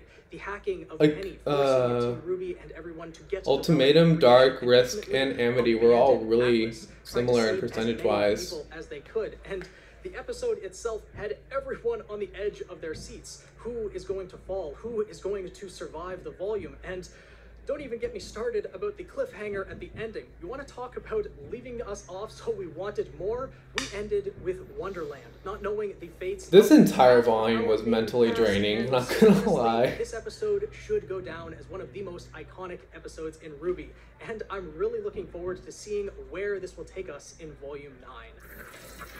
Hello everyone, my name Judgmental is Critter. I'm super jazzed to be a part I of the watched some of their videos, but like for voting, I kind of for got watching this turned off right a little now. bit just by some. Thank you so much. I think some stuff on Twitter That's who happened. I am. I do RWBY reviews. I talk about lots of different stuff like character designs. I make redesigns. I take a deeper look at some They're the one who inspired me to do my bingo sheet, supplemental though. material, RWBY fan-made animations, and just a whole lot more. A real grab bag of RWBY stuff going on over here. RWBY's got a massive cast of colorful characters, both I hope Bree figuratively gets to get on literally. this. And every year, Random RWBY reactions. delivers a bunch of I love new their characters reactions. who always end up becoming our new favorites. With a show like RWBY, who has a near constant rotating cast of characters, it's important for the fresh new faces to leave a strong enough impact to still resonate with audiences, even amidst the old, well-loved classics. This category proves how a character can leave their mark on the show and end up beloved by fans, no matter how new they are to the series. These are the nominees for Best New Character. Best new character, okay. Ambrosius. Ambrosius, Daddy Merlin. CL Solelli will remember this groupie. The newest member of the Blue Man group. Cool. Someone has come to engage my creative wiles. All I'll say is it better be worth it after my last project. A floating city? A pedestrian. Fiona's uncle. Fiona's uncle. Fight breaking out. Gus Sorla is finally in RWBY. Yeah, because he is really prominent in Rooster Teeth, I think. Madam. You're to make sure the Oh, laundry is full. I was about to swear. Like, say that. That turned on again. Okay, that's fun. Sorry about that. The floor looks filthy. It's the air conditioning that goes to the house, so I can't really do anything about it. I think it's safe to say you're not getting the most fair treatment. Yeah. I can't really blame you for what you think. It's getting windy. know what But hurting them isn't going to make your life any better. I probably could have recorded this in my room. My dog would have barked the entire For time. the rest of your life. The Stepsisters. The Stepsisters. Cinderella would like to speak with you. You missed a spot. I thought it was so cool that they're both voiced by Emily.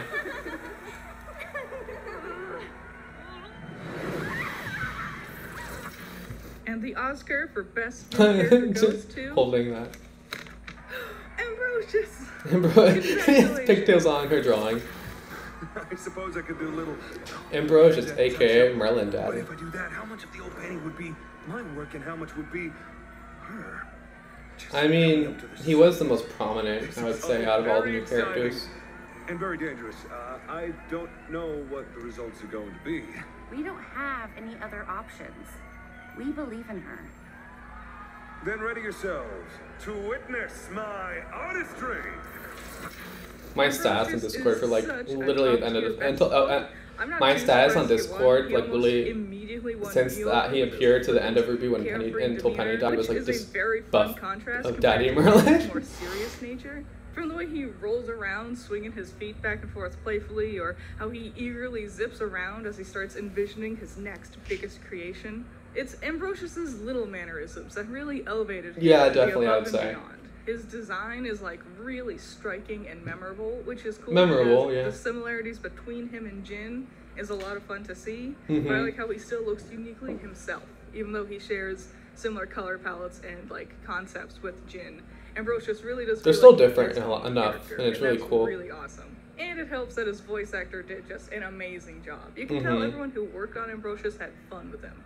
The voice actor, the animators, the writers, everyone who worked with Ambrosius was having fun. And it definitely. helps make Ambrosius feel and you could see that. His energy is very infectious. He's funny, he's personable, he's a little bit of a tricky trickster. I love him. You know, he thinks real highly of himself, but also like he's a cool guy. And I just can't wait to see him again. I can only imagine his sassy personality would be a lot of fun, bouncing off of the more grouchy, serious characters like Cinder and Salem. Let's give it up for him. Oh, the Hound didn't get. Thanks again for watching and was the Hound one participating count as a new character? I forgot. Now then, let's dive into the next category. Hello again, Ruby fans. Let's do it again. Again, Oscar viewers. I'm Katie. Did Star get to do another category? I hope so. So we're only and this one is halfway through. We just hit the halfway mark. So let's take a moment and talk about the Grimm. Now, as we mentioned in our previous category, we are horror fans. She's a horror fan, and I'm here for it. I'm not on the actual premiere. There we Ruby, go. when it's at its finest, or at least most enjoyable to me, is when it goes full horror movie. And a peak factor in that is the Grimm, the monsters that roam the realms of Remnant. As always, we have some wonderful new Grimm, and if you've watched our channel, if you know us, you know that we like to nickname them. For example, the Wyvern is Kevin, and the Leviathan is Nessie, and of course the Knucklevi is Jim and Randall. Jim and Randall. Although I couldn't tell you off the top of my head which is which. Jim's the guy, Randall's the horse. I think that was it. That was it. Because Randall had no dialogue, he just screamed. Of course, Volume 9 has given us a bevy of incredible new Grimm to watch and name and fear, but mostly name. And of course, we would like to present the nominees for Best New Grimm. Senator. The Senator, yeah. Disgusting. Why is it more disgusting? Damn, Remnant, you scary. But I need you, Ruby. The Hound. The Hound. The Hound won. Like, the Hound already won. Are we surprised?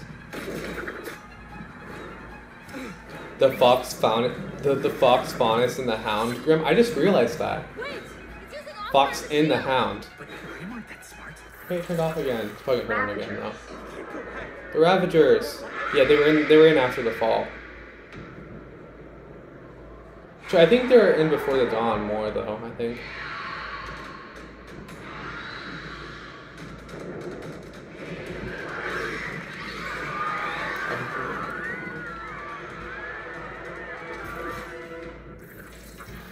Sulfurfish. The Sulfur Fish. They really got the shaft.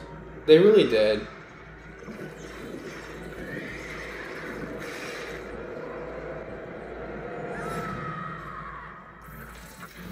And the winner is... This could be the Hound. Smart Alex. Of course. Are we surprised?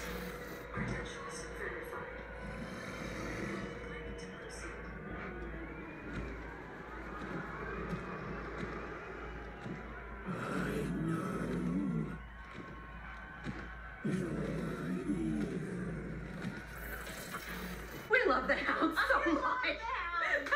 Oh, 30, yeah, 38%. In some ways, I had no doubt that the Hound was going to win. Oh, yeah. Yeah. The Hound was the standout Grim of this season. And, of course, in keeping with our naming tradition, the Hound somehow went through 4 names for us. Started as Ditto because he was a shapeshifter, turned into Krampus because he took away children, and then it became Soylent because Soylent Hounds are people, and John Doe because we don't know who's in there. So, any one of those works, but we love the Hound. So much. I always appreciate, again, when Ruby goes full horror movie, and also just the uniqueness of each Grim that encapsulates like the horror of the world of Red. I wonder if they were able to get Taylor on here. I wonder if they were able to get anyone else from Ruby on. And like the Hound, I think is It's so like loud outside. I think the next step in this evolution of Yeah, this Hound was definitely a step up in Ruby. the horrifying elements of Like the Nuka-Lavi was like the first, I'd say, but the Nuka-Lavi is still my favorite Grim. I think. That's true. One fear. Oh no, wait, no, the apathy my favorite Grim. I love them so much. Many. So yes, congratulations, Krampus, Soylent, John Doe, the Hound. You deserve this win. It does. And thank you to everyone who voted. Thank you for inviting us on. We had a fantastic time. Thank you for watching. Hello, and once again, Back to Raijin Rising. Rising here to present to you the results for Best Male and Best Female Character in a Minor Role. Though you would not find this category in the typical theatrical awards show, Best Characters in a Minor Role is really great important. to have, so that every character, no matter what part they play in the plot, can get their due, can get their time and be awarded for it, when they might not be big enough to be considered for the supporting role category. You know, they may only get a couple lines, or they might be in only 1 or 2 episodes throughout the entire volume, but they make their mark on the story nonetheless, and that's worth considering. So to start, these are your nominees for Best Male Character. Best Male Character in Minor Role. Let's go. Ambrosius. So she is a... Ambrosius won. I'd love to meet whoever did this. I see. There's something eating away at her. I'm guessing you think you have some clever plan to save her. Just know, I will give you exactly what you asked for, and I don't want any complaining when it's not what you wanted. Klein Sieben. Miss Schnee, I heard there was a patient here. Klein. I love Klein so much. The cake butler has returned. Please don't worry, my snowflake. Enjoy your 50 minutes of fame, King. And everything to do with shock. Mercury Black. Those are Salem's new orders. Ruby Volume 8 speedrunner. Better than to disobey Salem. But look, even if what he said was true, you can't stop Salem. You told me yourself. Hazel tried. He failed, and he got in line. The guy's not gonna pick fights he can't win.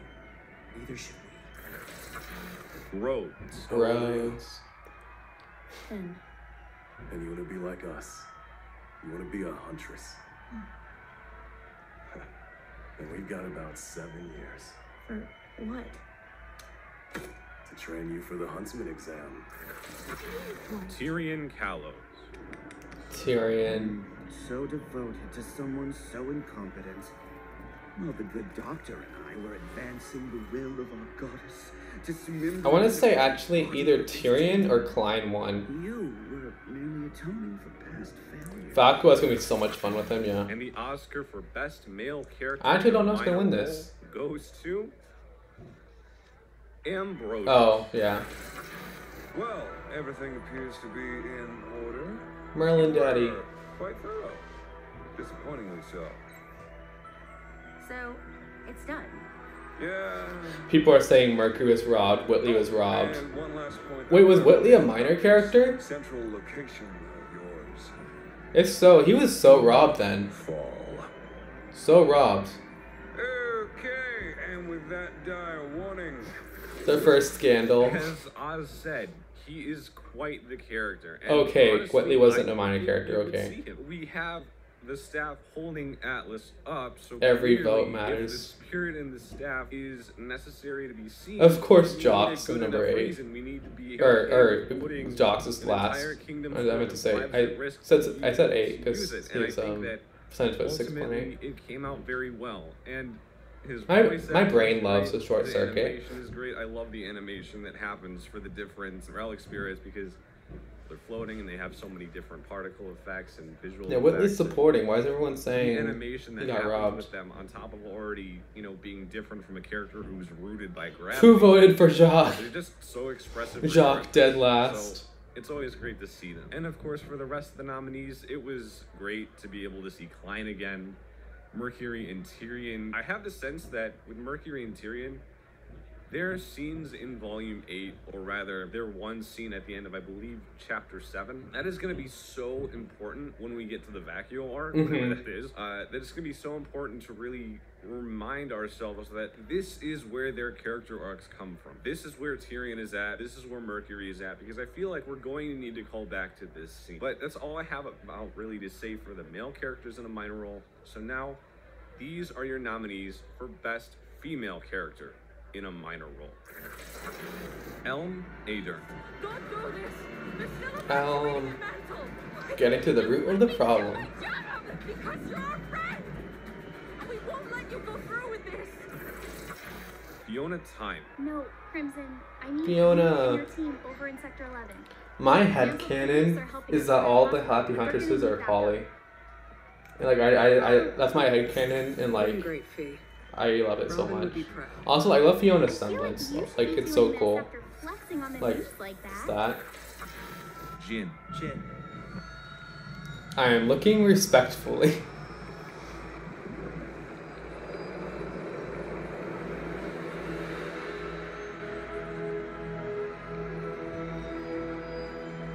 Why, hello again, old man. Did you have a question for me? Maria Calavera. Don't you think Maria. telling her what to do? Yeah, they dipped. I love her fight with Penny. Or I love her fight with Neo though. One of my favorite. That's one of my favorite fights of Volume 8. Have to remember the big picture. I don't care about the big picture. Willow Schnee. We have a generator near the edge. Willow though, like maybe like hot take, but like I stand Willow a lot. Believe it or not, I am above drinking in the dark. And the Oscar for Best Female Dump Character truck, in a ma'am. minor role goes to I wonder who. Willow. Schnee. Okay. I can see it. It's outside Winter's old room. You can kill it. Can't you? What is it doing? She had a lot of development though. Acting strange. Why is it here? It doesn't matter. Just keep an eye on it so I can track it down. Right. Like just like her like working through I like her gotta addiction, admit, I right? thought In that this one category episode. would be a toss-up between Willow and Maria. At least for me, I can understand Maria getting it after her fight scene in Chapter 5 against Neo, being the only character in the history of the show to really give Neo a hard time. Because her semblance Maria helped a lot. Just have fun. Because in that fight, because Fighting Neo against Neo of was all always one characters. step ahead, and at Maria's least for Willow, semblance was like the perfect counter to that. She steals a lot of the scenes that she's in. I gotta say it. She's a lot of fun to watch in her own ways, and with volumes 7 and 8, she is the essential view into the broken home that is Shinny yeah. Manor, and getting That's why I to see like Willow so Whitley in much. a new light, especially too. 'Cause she A took lot the of that initiative comes and from Willow. changed. Like we've known Weiss's relationship, we've known Winter's relationship with her family for a good portion of the show, but now seeing it through Willow's perspective, I feel a lot more important than anything that we had really seen up until this point. And I loved seeing, especially as well, her security Hour and a cameras half coming in. back for Volume 8, Chapter 8, the fight against the Hound. Really cool to see, thinking in Volume 7 it might have just been there for that one moment to justify or explain that one thing, but now, no, it's really adding this extra Checking to make dynamic, sure my this recording extra isn't like element. super screwed up. So the Okay, horror cool. of I look chapter 8 horrible. is amazing. And Willow, she's kind of a meme too. So she's got Guy, that this going. is it, like right But here, and it hasn't that healed. being And, like, I said, hate it. That's it from me. But Please enjoy the rest of the Volume 8. also, I have a Oscars, window and open I right hope here, to and it's see like you makes me around look so white. I hate it. What is up, people of the internet? Oh, it's My name is Freelancer Amber. Amber, and as you all know, I'm a Ruby tuber. Sort of. I Kind also of, love yeah. Pokemon, Kingdom Hearts, various games, and anime. I'm also a Twitch affiliate, and I love to stream, and hopefully I get to do Oh, she's more a of that Twitch in the future. affiliate? I So didn't as know you that. I'm also part of the Oscars, but as one of the I mainly hosts, see and her I gotta reactions say, and like it's pretty compilations from awesome. Modern Last year, Cameraman. I did both when Volume 7 ended, and being this again now, but and again as a host, I'll be doing funniest moments that happened in Ruby Volume 8. Now Ruby has a lot of moments throughout the years, whether it be hurtful moments, happy moments, moments that make you actually like connect with the character. There's one kind of moment in Ruby that helps us cheer us up and give us a good laugh. That's right, I'm talking about funny moments, like I said before. From Ruby getting blown up back in Volume 1 to Jean getting hit on by thirsty moms in Volume 7. These are the nominees for funniest moments in Ruby Volume 8. Jean walking away from Ren and Nora. You gotta laugh to keep from crying. I actually really like this moment. I laughed a lot. I'm gonna go see him. But like this motion though, like that he did, like I'm just pointing that out. And he explaining Ruby's semblance. Do not worry. Ruby is Translation: Ruby Rose go burr. from one point to another by breaking herself down to her molecular components, thus negating her mass, and then reassembling them at the destination, theoretically making it possible for her to transport all of us in the same way, as mass no longer matters. Rock hitting Jean. This was kind of funny, I guess. I mean, there wasn't a lot of opportunity for funny moments in this volume.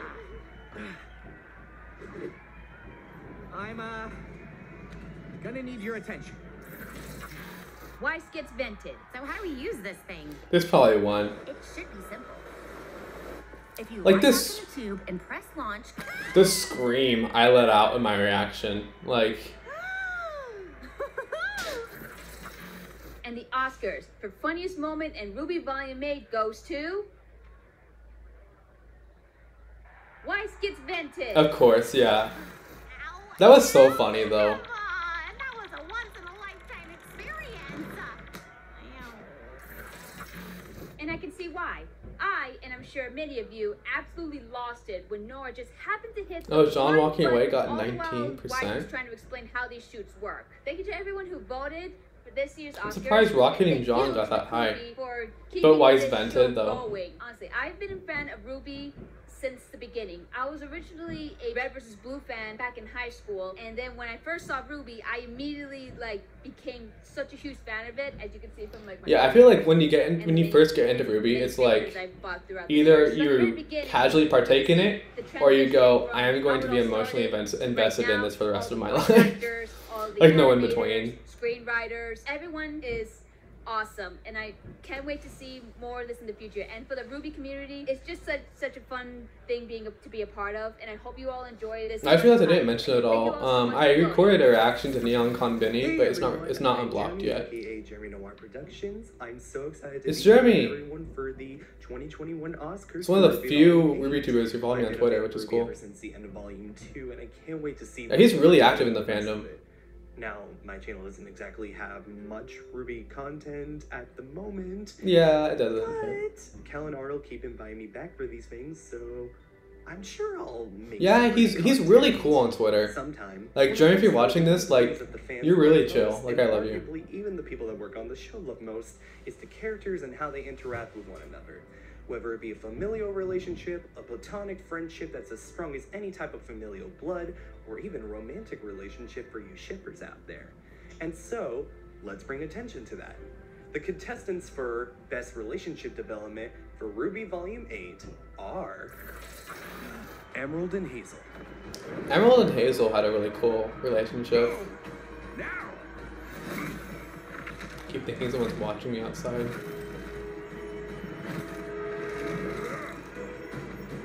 Hazel.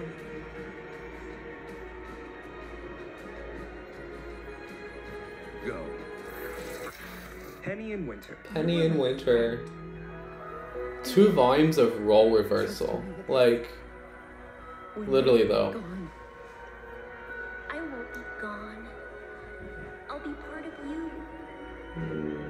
The feels. Ren and Nora. I think Ren and Nora. Like, there was also the Snee family, but. We succeed as a team Boop. too. I was the one holding us back, not John. I was so here for it when this happened, though. Well, you're wrong. All I do is make dumb jokes and smash things with a hammer. Like, yeah, there was a recording of Samantha Ireland, I think her name is. Like, recording. What you do. And she was like, I think she was crying while she was recording, I think. And that's what I love about. That's why I love you. Ruby and Penny. I was the protector of Mantle. Nuts and Dolt shippers, I feel you for you. I am a Nuts and Dolt shipper, but it's more of a I've shipped them more like platonically. Like I don't really ship them romantically or sexually. You're still And yeah, that thing goes off again. by becoming the It goes off like every half hour. protect Mantle. Thank you, Ruby. Weiss, Whitley, and Willow. Weiss, Whitley, and Willow. Yeah, I think they were my second choice, I think. I didn't forget you. I love their relationship so much. Like, their development, it's just immaculate, you know? And the Oscar for Best Relationship Development in Ruby Volume 8 goes to... I'm not surprised in the least. Ren and Nora. It's Ren and Nora. When my mom ran from the Grim and left me behind, you found me. We became Ren and Nora. But I realized on Like, this mission apart. I'm being a lot like myself because I'm not in my room where my parents have like thin walls, they can hear me. But like if you know, like I hate heterosexual relationships like a lot. Like they just don't do it for me a lot. But Renora, like I've always loved you, Lyran. Renora is just amazing. Like it's one of my favorite ships in Ruby I got all like ever. Like yeah, like I am a diehard sea monkey shipper, but like Sorted out before I can be the partner you need. Renora is probably top 3, top 5 in my opinion. Okay.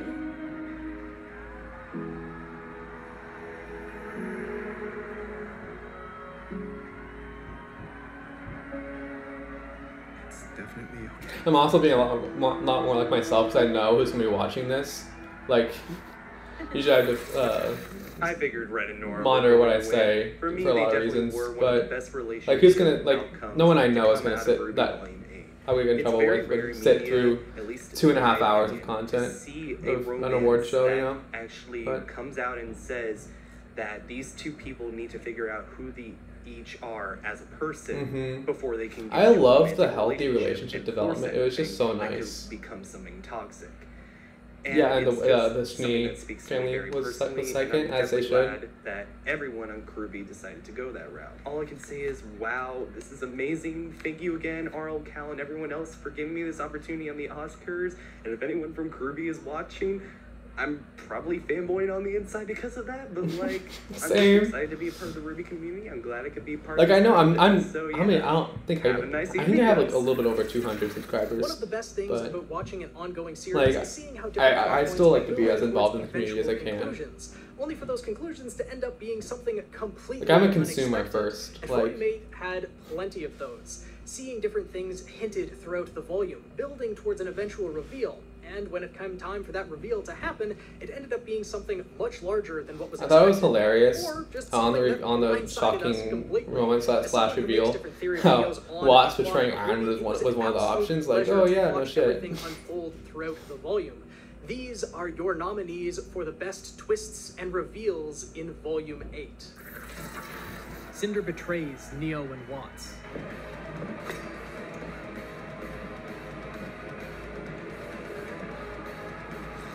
Yeah, everyone saw this coming. I might have been referring to this earlier. I just said, but I'm not sure. And you should have never been born. Post-credits scene, Wonderland. Yeah, this was kind of shocking, not gonna lie. The Penny's death, though.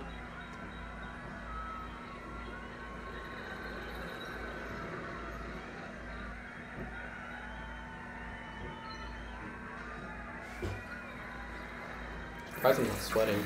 The Hound is a silver-eyed warrior. This was really shocking, though. Take the girl. Take the girl. Take the girl. Take the girl. Watts hacking Penny. Yeah, while talking Penny is like, oh yeah, who would have thought that?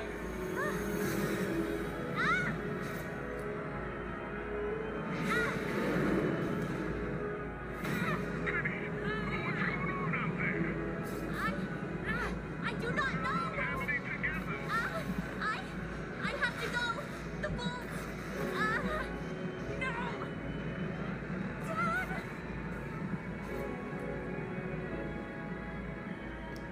This hurt. That hurt to Oscar for watch. best twist or reveal You probably see it in on my Volume face, 8 but goes to the silver-eyed Hound. yeah.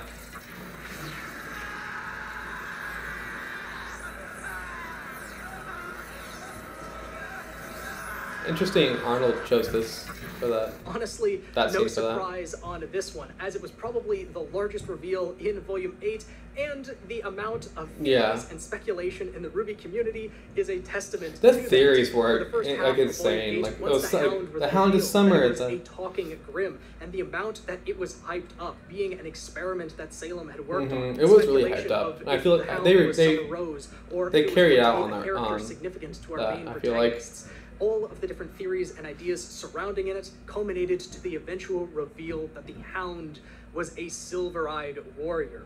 This was an amazing plot Yeah, point it to turned put off in the again. volume, and the best part about this twist slash I'm gonna turn it reveal on like one is more it's time. not over yet. There is still more to build on with it, and I am so It's probably looking gonna forward to where it's 350, going to be taken in the future. 40 more minutes.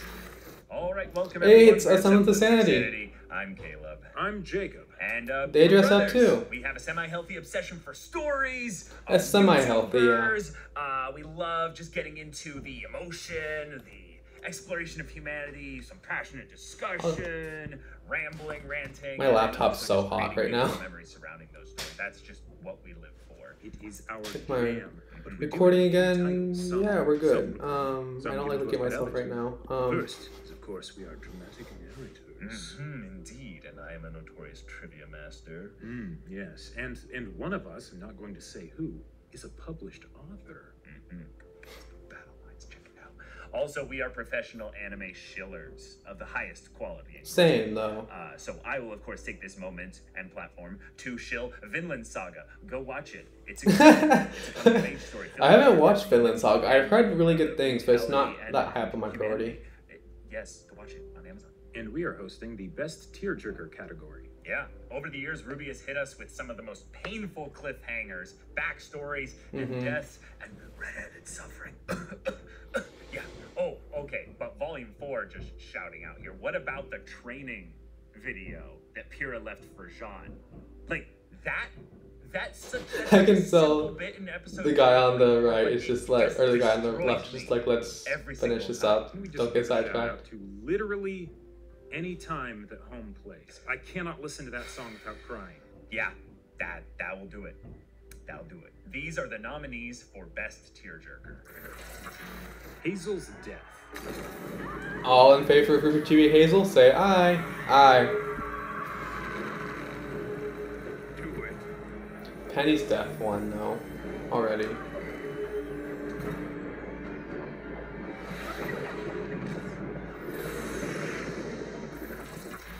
Penny's death. Way to add salt to the wound, Ruby. This is a bad idea to make me go through and watch all these scenes again. Like...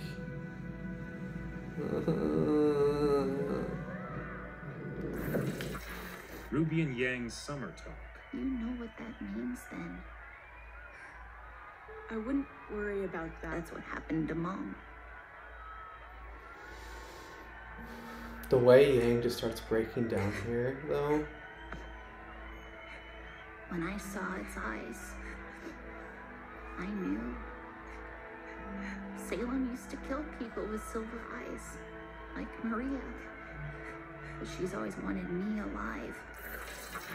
Vine's death. Vine's death really hit too. Yeah, I hope this lives with Harriet for a while. Because it was directly her fault, I feel like. Like, not directly, but like... She had a really big part to play in it.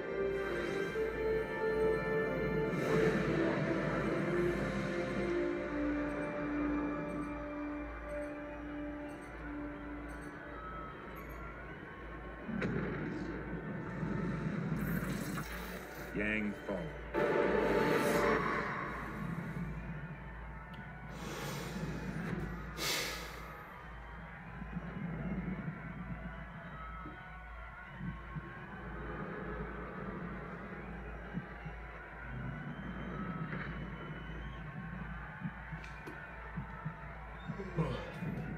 I went to bed at like 2 a.m. last night. Then I had to wake up at 9, I think. To Penny's death. But there is something you can do. Yeah, obviously. Penny's I death don't know where one. the others are, but You can tell I'm like getting, like, I said this before, I don't get sad, I just get emotionally drained. And so like I'm really tired right now because of all of this.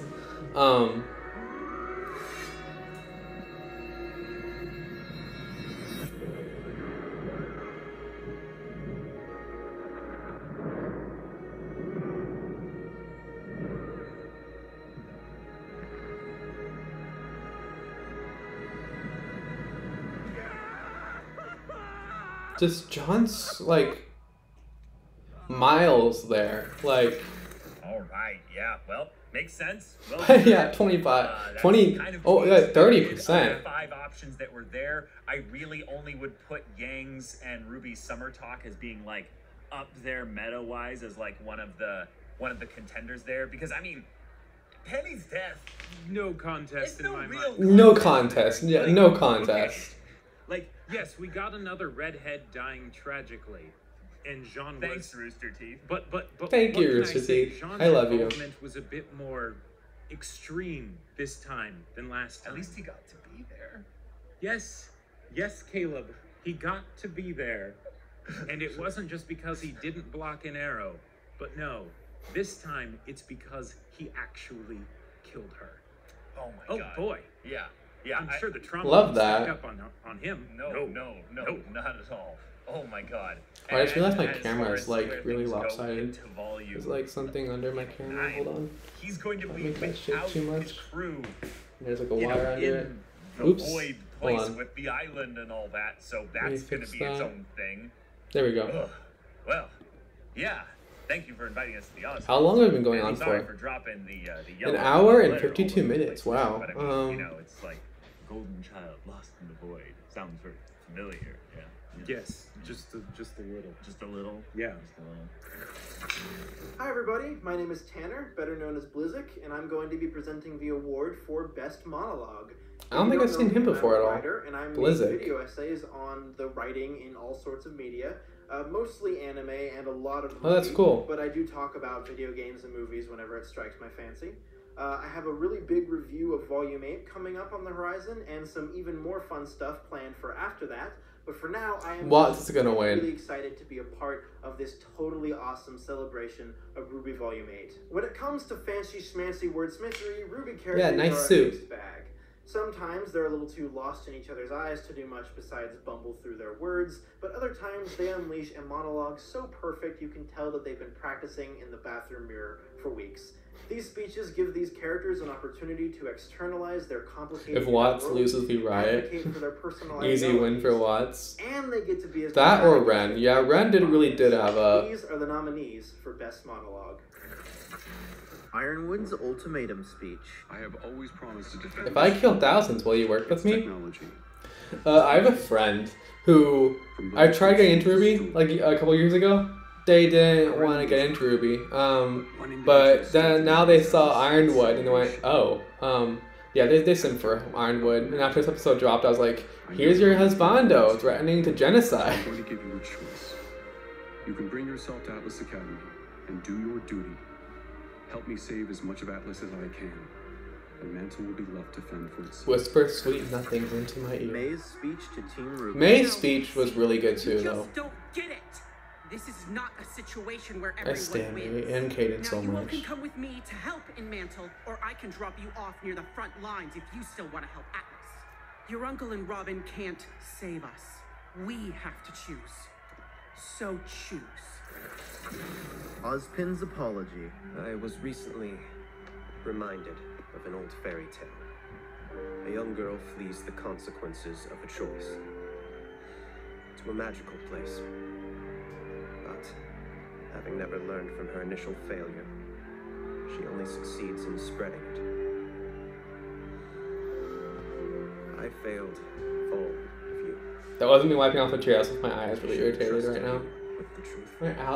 I'm basically outside right now because the window's open, so my mom has a garden right outside the window too, so it's like allergies, I hate it so Ruby's much. speech to Remnant. My name is Ruby. Dad, I'm a live streamer I'm a now. huntress.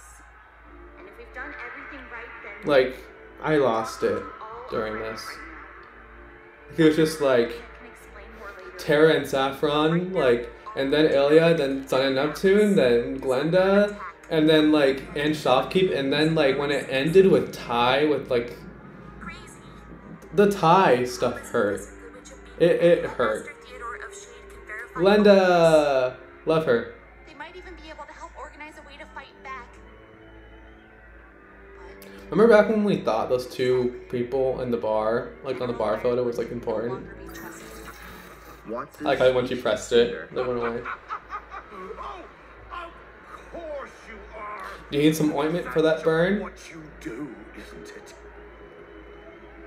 How has that worked out for you? You stormed into Freya's room thinking you could take on Ironwood's top fighter and war machine. But you couldn't.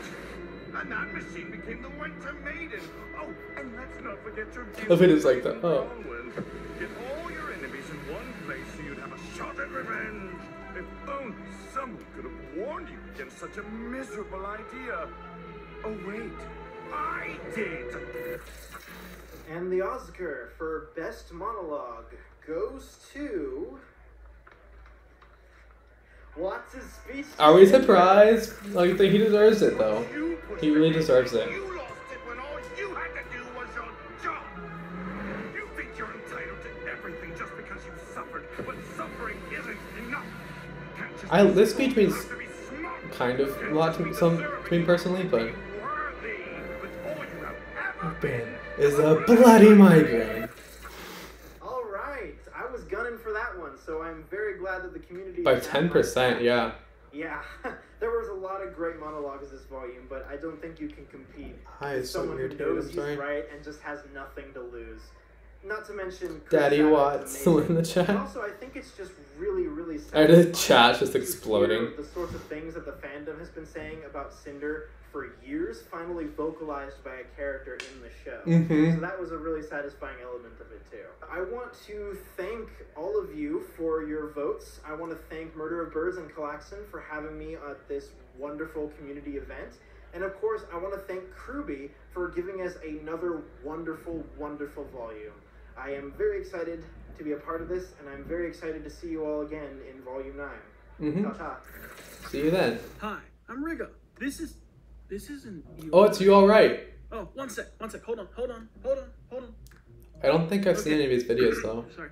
I know of them though. I'm Rigga, and this is the Oscars, and I'm ecstatic to be here. If you don't know me, since I'm kind of new around here, I'm a paper cutout that talks a lot about Ruby, as well as other things. I do crazy theories, like if you ever want to find out why Jin was human, then I can more than help you out with that. Not to mention I do reviews. At the moment we're going through Avatar episode by episode, and I'll be talking about some full anime series quite soon. Yeah, everyone got dressed up for this. I love it. Movie-based content on the channel. I just started Heart King, Rigga, not the suit. Love it. audience to build the idea of a mirror universe in Ruby.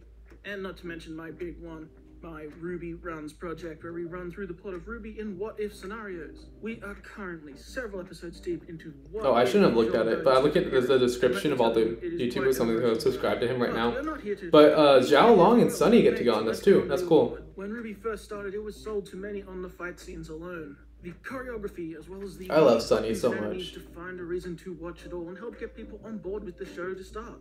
These days, the characters and story have gone far beyond that point, and there's obviously a lot more to be invested in than just the fights. However, at the end of the day, it's good versus evil, right versus wrong, and eventually swords need to be drawn. I should have taken my allergy medicine, but that's Show, fine. dying is certainly a possibility.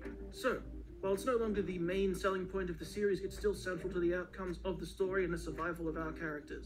With signature weapons, dust, aura, semblances, maiden powers, and more at their disposal, a fight in RWBY is always a fight worth watching. That being said, it's time to find out which was the best. These are the nominees for Volume 8's Best Fight. Everyone Best fights. Feels weird. This fight is my favorite, but I still love it.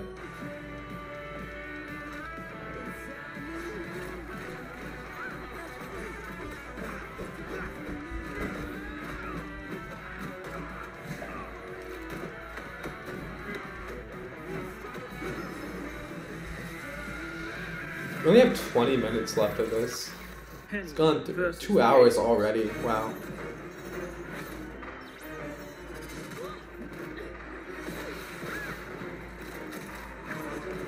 Honestly, Penny versus the Aesops is kind of forgettable just because it was so early on.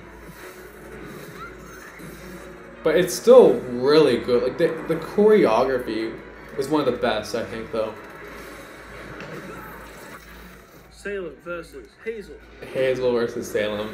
I could watch this fight over and over again. Yeah, definitely Arnold. Fight, fight, fight. Kiss, kiss.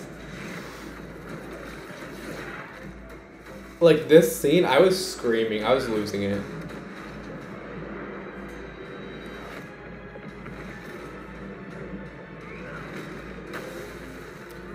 This, he just like punches her and all the grim goo comes out. Schnee Manor versus the Hound.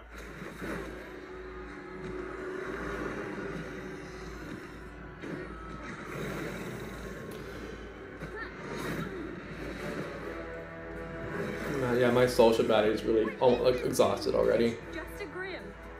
Night at the Sneezium.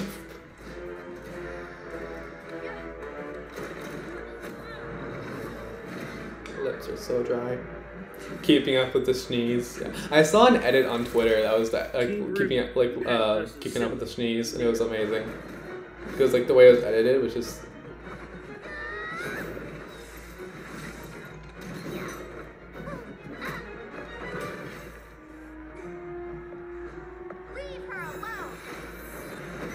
The way she just like combo smacks her into the portal. Like that felt very much video game physics. And the Oscar for Best Fight of Volume 8 goes to Everyone versus ARNOLD. Really? I mean, it deserves it though.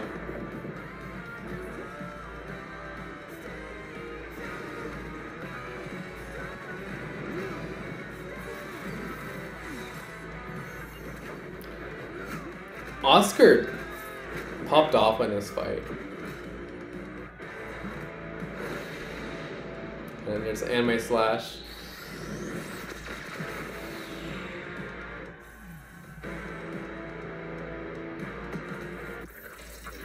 Ironwood certainly was one of the biggest hurdles that needed taking down, and it took more than a team to do it. From Emerald's master deception, Oscar tapping into his potential, Yeah. Ren and Nora going to Everyone pulled it in that fight. In Atlas, it was still only possible due to Winter's perfect execution and showing the true depths of her talent and combat abilities. Without all of them combined, there was little to no chance. A worthy winner for sure. Nia versus Maria is actually So decently much high. balance here between all of the weapons and powers, not to mention needing a snappy runtime, and they pulled it off. Everyone had a moment to shine and a role to play, showing exactly why they're worthy of being where they are. A big congratulations to Kruby and the show for delivering across the board this volume, keeping the combat satisfying alongside everything else that needs to go. Hey, in the story. A big Hunter thank you to says everyone that involved in Hazel versus Salem was personal robbed. thank I you agree. from me to I ARNOLD agree. for inviting me on to host for you all. I truly hope you're all enjoying the Oscars and appreciate what a huge undertaking this is. And until next Yeah, time, Fandom doesn't really have I hope you have a wonderful not day. that good at picking fight scenes, not gonna lie. That's why every vote Hey, matters. I'm Kelly. Jalong! And together we formed the YouTube channel Jalong, where we do Ruby reactions, we do live streams, Advocates video of yours and essays, we also Biha. react to a bunch of other anime Yours. shows like That gives me like Kaizen, PTSD. and occasionally we dip into cosplay, hence all the chaos in the background up there. We have to say thanks Their to cosplays are really Arnold, good. Murder Birds and Klaxon respectively for organizing this and bringing so many Ruby content creators together, and of course you guys for voting on all these categories. After such an amazing volume of Ruby, what better way is there to It show would have our been great though passion if they were able to get being able to Lee, vote on our favorite Lee and Michelle, I think her name is, who comes on out on top? the Oscars, but Ruby like, is known for its large still really cast cool. of main and supporting characters that have only grown in number since Volume 1. In Volume 7 and 8 in particular, we have seen a whole host of characters introduced, including both male and female characters, many of which have had a great impact on the plot and the fandom as So a they're whole. representing These are the supporting. nominees for Best Male Character in a Supporting Role. Arthur Watts. Given what we're after. You didn't earn the PhD for fun. Thank you very much. Sadly, it doesn't make taking down Pietro's Bros before magical science bros project before crows or whatever. Oh, I trust you can come up with something. Ooh, the trust is palpable. I sold that Marrow, scene. I'm in. They might still be alive in there. I gave them their window. Marrow. Can't wait any longer. Would you say the same thing? One of my, he's to your actually sister became one of my inside? favorites. I was Are surprised. you gonna tell her what you did to her friends? They also ship him with John. Pietro That's a Polidoro. recent thing I'm really into, him and John. But Construction and fuel connection, all potentially manageable, but Avicii was designed so that it couldn't launch itself without first being granted clearance. I want a Pietro chair when I want Pietro's chair when I'm old. Yeah, Rose same. Granlund. There might be a Why is my name spelled with a Q? Well, this isn't just about you. It's about everyone. I'm going straight up to the academy, and I am ending this. I don't know who's gonna win Fail this. and So. people get killed. He deserves this. Whitley. Don't just Like I know, a lot of people in the fandom, including me, always called him You Shitley. mentioned in the crater. But like he pulled it this volume. He really did. Rows of cargo ships. Yeah, Whitley's no longer a Shitley. Woo! And our own automated drones, like the ones at Snowshoe Shipping. We can order as many as we need to pilot our ships down to the crater and get people to safety. Whitley, while occupying Whitley. those forces. Let's go, Whitley or And the Oscar for Whitley best or male Watts. character in a supporting role is I think Whitley might have won. But I'm not sure. Arthur Watts. Okay, yeah, Watts deserves it too, I guess. Oh, believe me, This scene is Neo. this is everything like that. Like the Clockwork Orange realness.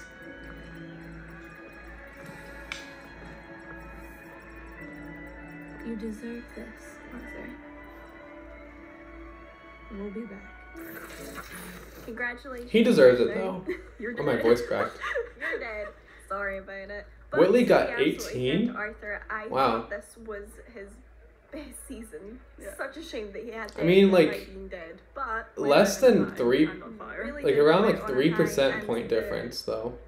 I'm going to say talk, but we all know it wasn't a talk. But the talk that he had with Cinder.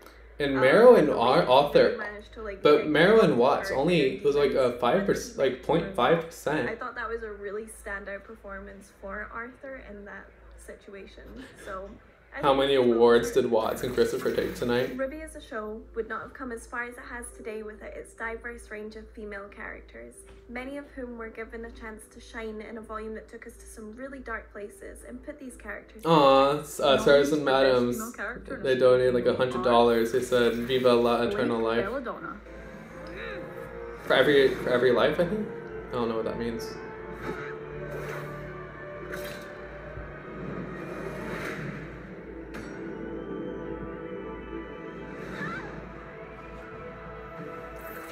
I'm not talking that much in chat. I'm just kind of reading in the background. May! Representation matters. Trans rights. Yep. But Mantle only has us.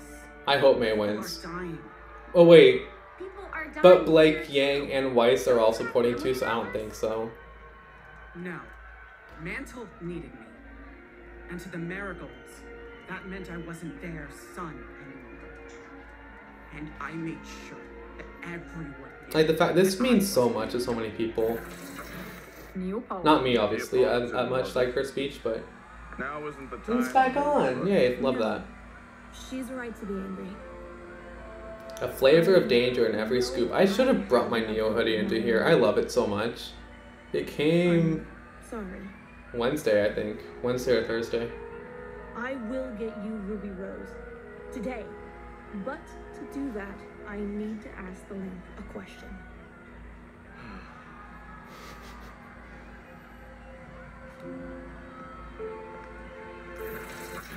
Weiss Snowshoe Shipping is an SDC subsidiary, meaning all Weiss. here The report Sneeze are low-key homeless. not the general.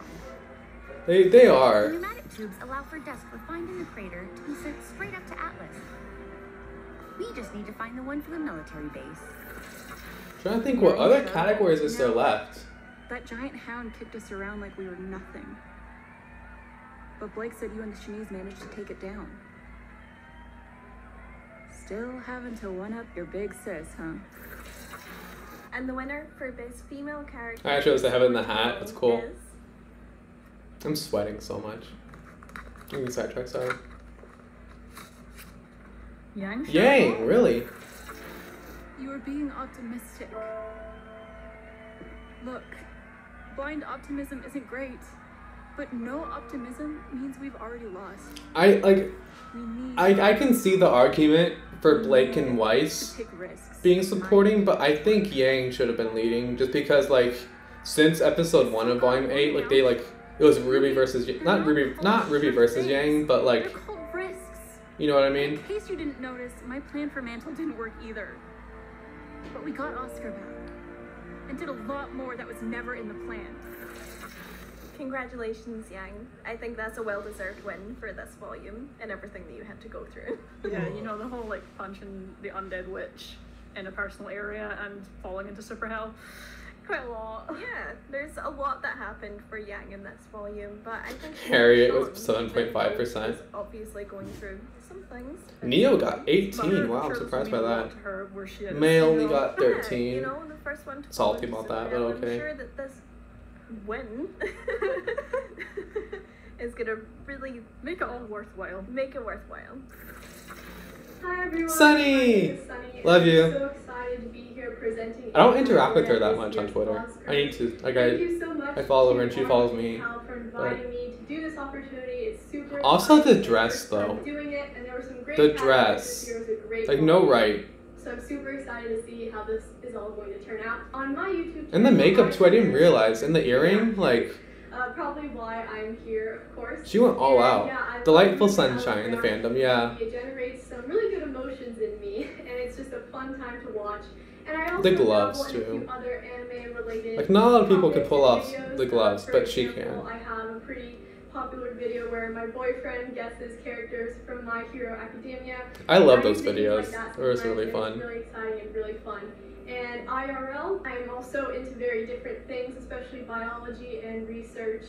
So I have a quite interesting mix of things going on in my life. So I'm going to I just realized do Arnold the hasn't presented a category single of category. Best antagonist. So best antagonist. Best was the category antagonist. For this volume that I was actually super excited about and really excited to see who would be in the category and who might win the category. Because this volume was off the rails. Yeah, it definitely Following was. the villains this volume, we got a huge range, character development, everything like that.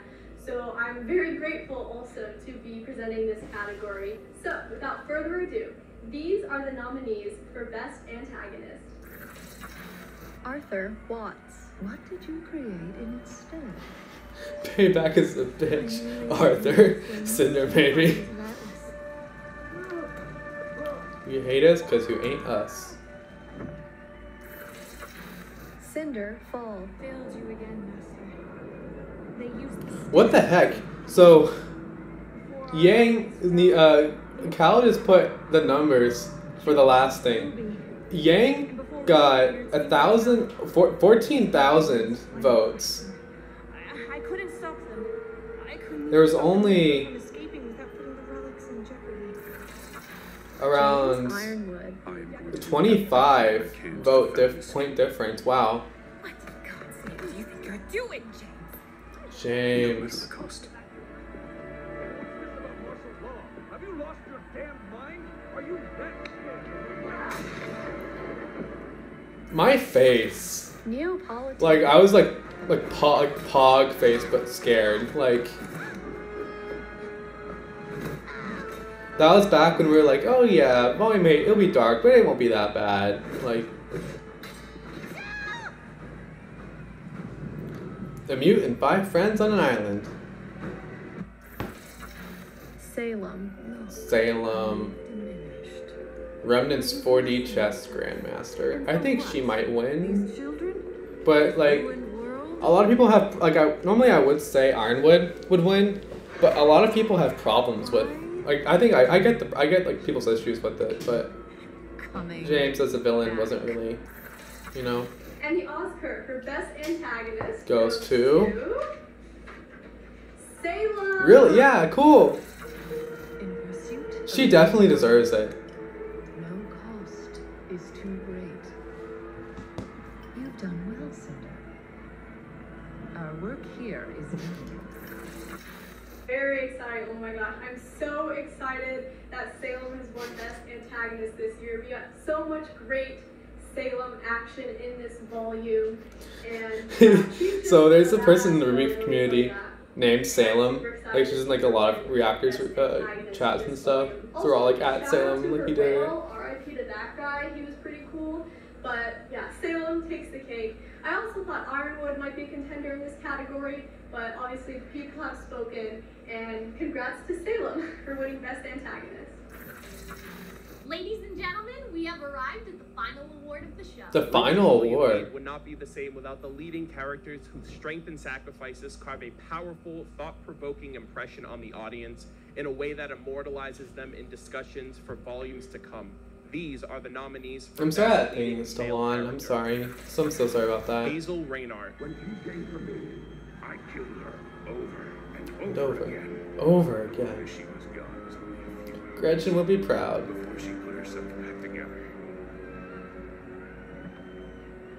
When I couldn't lift my arms anymore, she showed me that through her, I could have the vengeance I needed. James Ironwood. I chased a lot of shadows over the years, always expecting the truth. What is a man without his humanity? Did I think it would ever come from you? I know what's best for us, and I'm going to do whatever it takes to get that staff. The animators really did a good job with Ironwood, though. I will say that. Step aside.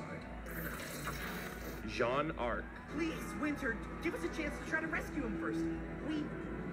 We could be your test run. Something I do love about this volume, like one of my favorite things though, was not only the character interactions, but also giving Juniper, like, or Orange, I guess, like a lot of time to shine. No one is. Yeah, you turned off.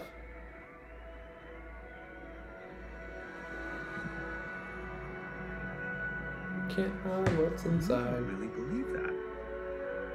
You are furious about losing Clover. And you miss him. You don't. That's why you lost against Team Ruby. You try to fight how you feel about each other, so you'll never truly work as a team. Oscar Pine and Ozpin. Nice story. I think Oscar might have won this, honestly. Never to trust you. Please, let me. But Like-minded Oscar, learn to souls trust us. indeed. Trust me.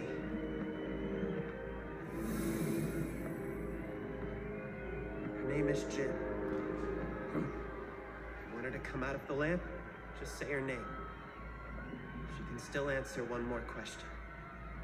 After all that, you're just going to give Sam the password? No. I'm giving you the password. And hoping you'll find the truth for yourself. And the Oscar goes to Oscar Pine. Yay! Let's go. Deserved, like so deserved. The amount of power he had stored up in it. Kinetic energy that he spent lifetime after lifetime accumulating in the cane he built. So that's how you did that? Using all of the stored up power? Not all, but most. We have to be careful with how we use the rest. He trusted my judgment, and it saved us. I want to reciprocate that trust. There's a lot to sort out. Alice really wants to help. Thank you, Oscar. We finally did it, Reddit. Oscar won an Oscar. Let's go. Finally. Oscar winning this. Finally. Is, I didn't even realize that, yeah. A very new and improved version of himself. Yeah, with the everything character development from like a farmhand to where he is now is just insane. I love it. pretty much confronting Also, Ren getting second, like really just kind of coming into his own as a character. I don't know how Ironwood getting fair with fourth him. though. You know, with the eventual merging of the two souls into one, but Oscar definitely stood his own this volume.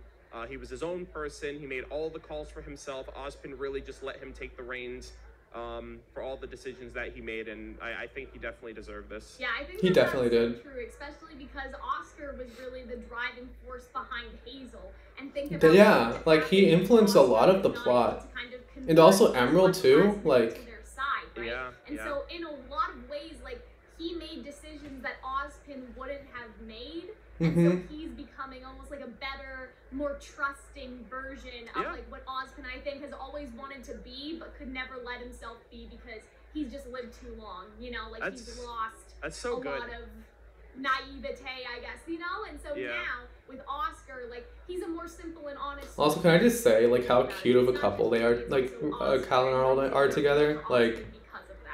Yeah, yeah, I love the way you put that. Like thinking about Oscar is just becoming a more Eddie's in chat. Ozpin.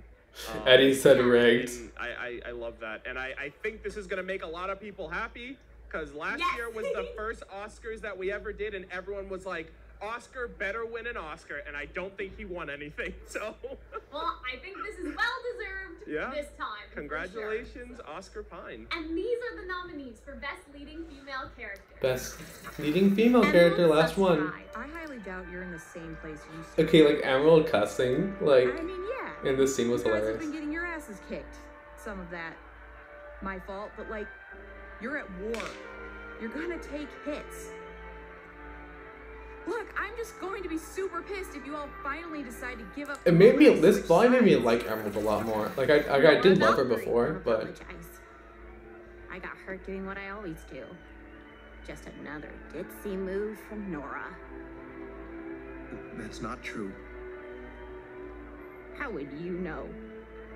We were supposed to be a team, but that didn't matter to you. When things went wrong, you pushed us away. You shut people out so you don't have to feel things that are hard. Penny Polendina. Hey. I do not like I think Penny's gonna win. I know. Just like her whole arc of like. Yang and I might not agree on how best to say. I mean, I don't like the whole like she's a real girl now, but like, she always was. But her becoming real definitely played a big part, or her getting an actual human body definitely played a huge part in her character development. Because of me. Ruby Rose. We shouldn't lie to ourselves. I wasted our time getting Amity up, thinking help would come, but it didn't. I should sit up. I was being childish. Winter Schnee.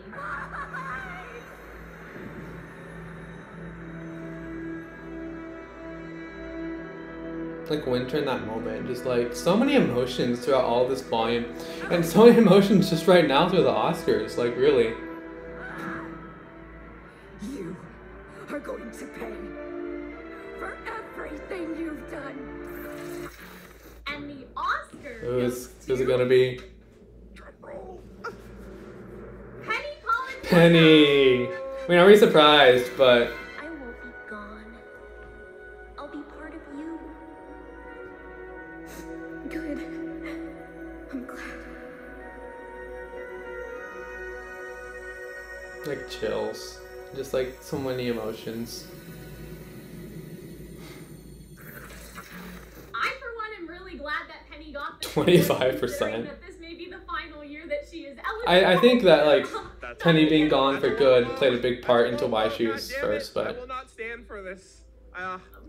Salem got last place. I'm surprised. Volume, obviously, that has wrapped up in some respects. Yeah. I mean, I don't know. I have some hopes that we may see her in Volume 9, but this is not the video to talk about that. But Penny had such growth, so such development in her personality and her wants and everything that went into like those final moments and final decisions, how she was able to sacrifice herself for her friends and deciding that that was the route that she wanted to go despite the life that they gave her. You know what I mean? And so I feel like that overall Penny had a really satisfying arc for me this season. Yeah, no pun intended, but I love how they humanized her so much. Like, even from her inception, even from like her debut in Volume 1, we were always like immediately drawn to the fact that despite her being made of nuts and bolts instead of squishy guts, it might have been because I don't know what it was, but honestly, I was in Volume 3. I was more sad over Penny's death than Kira's death. To a lot of people who might not have had the time necessary to build an attachment to Penny during the Beacon arc. I think they not only reinforced that, but pretty much put the nail in the coffin. Oh, the chat just bunch of green hearts. Put the nail in the coffin for really establishing Penny as a bona fide character.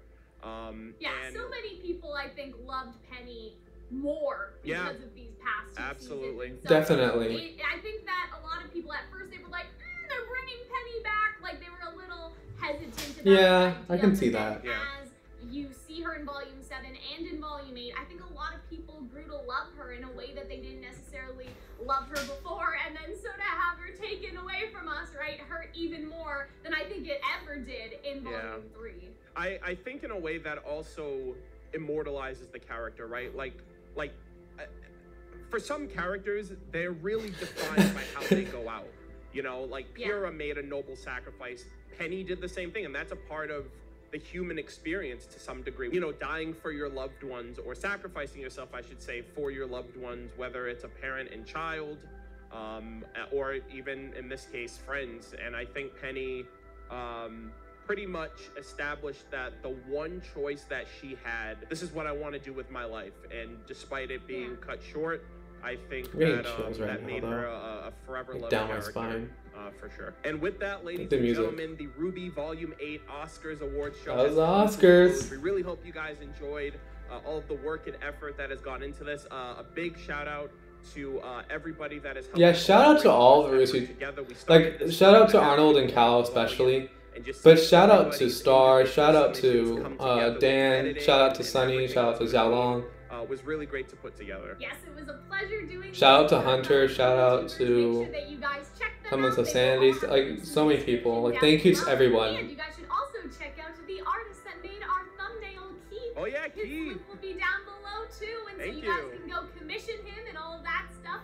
You know, for all your OC, Pokemon, Ruby type needs. He does a lot of different like OC work and everything like that. So if that's something you're interested in, you should definitely check him out. And we will be here continuing to entertain you with videos or with art during the Ruby Volume 8 hiatus. And thank you to everyone who voted, watched, and we will see you next time. Bye. Bye. Yeah, that was fun. Shout out to if any of you made it to the end of my video. Like even if you just like skimmed through and you're just like watching the end part, thank you so much. I'm so glad to be part of this community, like really. Like I didn't start getting involved in the community really until like I was watching Cal and Hunter end of like Volume 5 hiatus-ish, but I didn't really get involved in the fandom, like Twitter and stuff, until like the hiatus between Volume 5 and the hiatus between Volume 6 and Volume 7. And it's been so nice. Like I love this fandom so much, and the fact that we're able to make events like these where like the writers get involved, not like the writers gonna get involved, like the writers were excited for it, they were able to get like voice actors on, like it's just so nice. I'm going to turn the display capture on. I almost pressed stop recording. Yeah, I just love this so much. My frame rate is so bad and the voice is off so much. I'm sorry about that. Yeah. Encoding overloaded. Consider turning down video settings. Yeah. yeah, I'm gonna try to wrap this up as fast as I can. This volume was so good. It was amazing. I was surprised by a lot of stuff. Yeah, I was just, the entire volume was amazing. Yeah, the audio is way off. It's way off. I'm sorry. I'm so sorry about that. But yeah, my encoding's overloaded because I've been recording in like 180 for like the past hour, 2 hours, 2.5 hours. Yeah, I was surprised by a lot of the like winners, honestly. I probably will be talking about it more in like different servers I'm in. I'll be plugging some people like Billy down below. I'll be plugging Star. Like I love this community so much.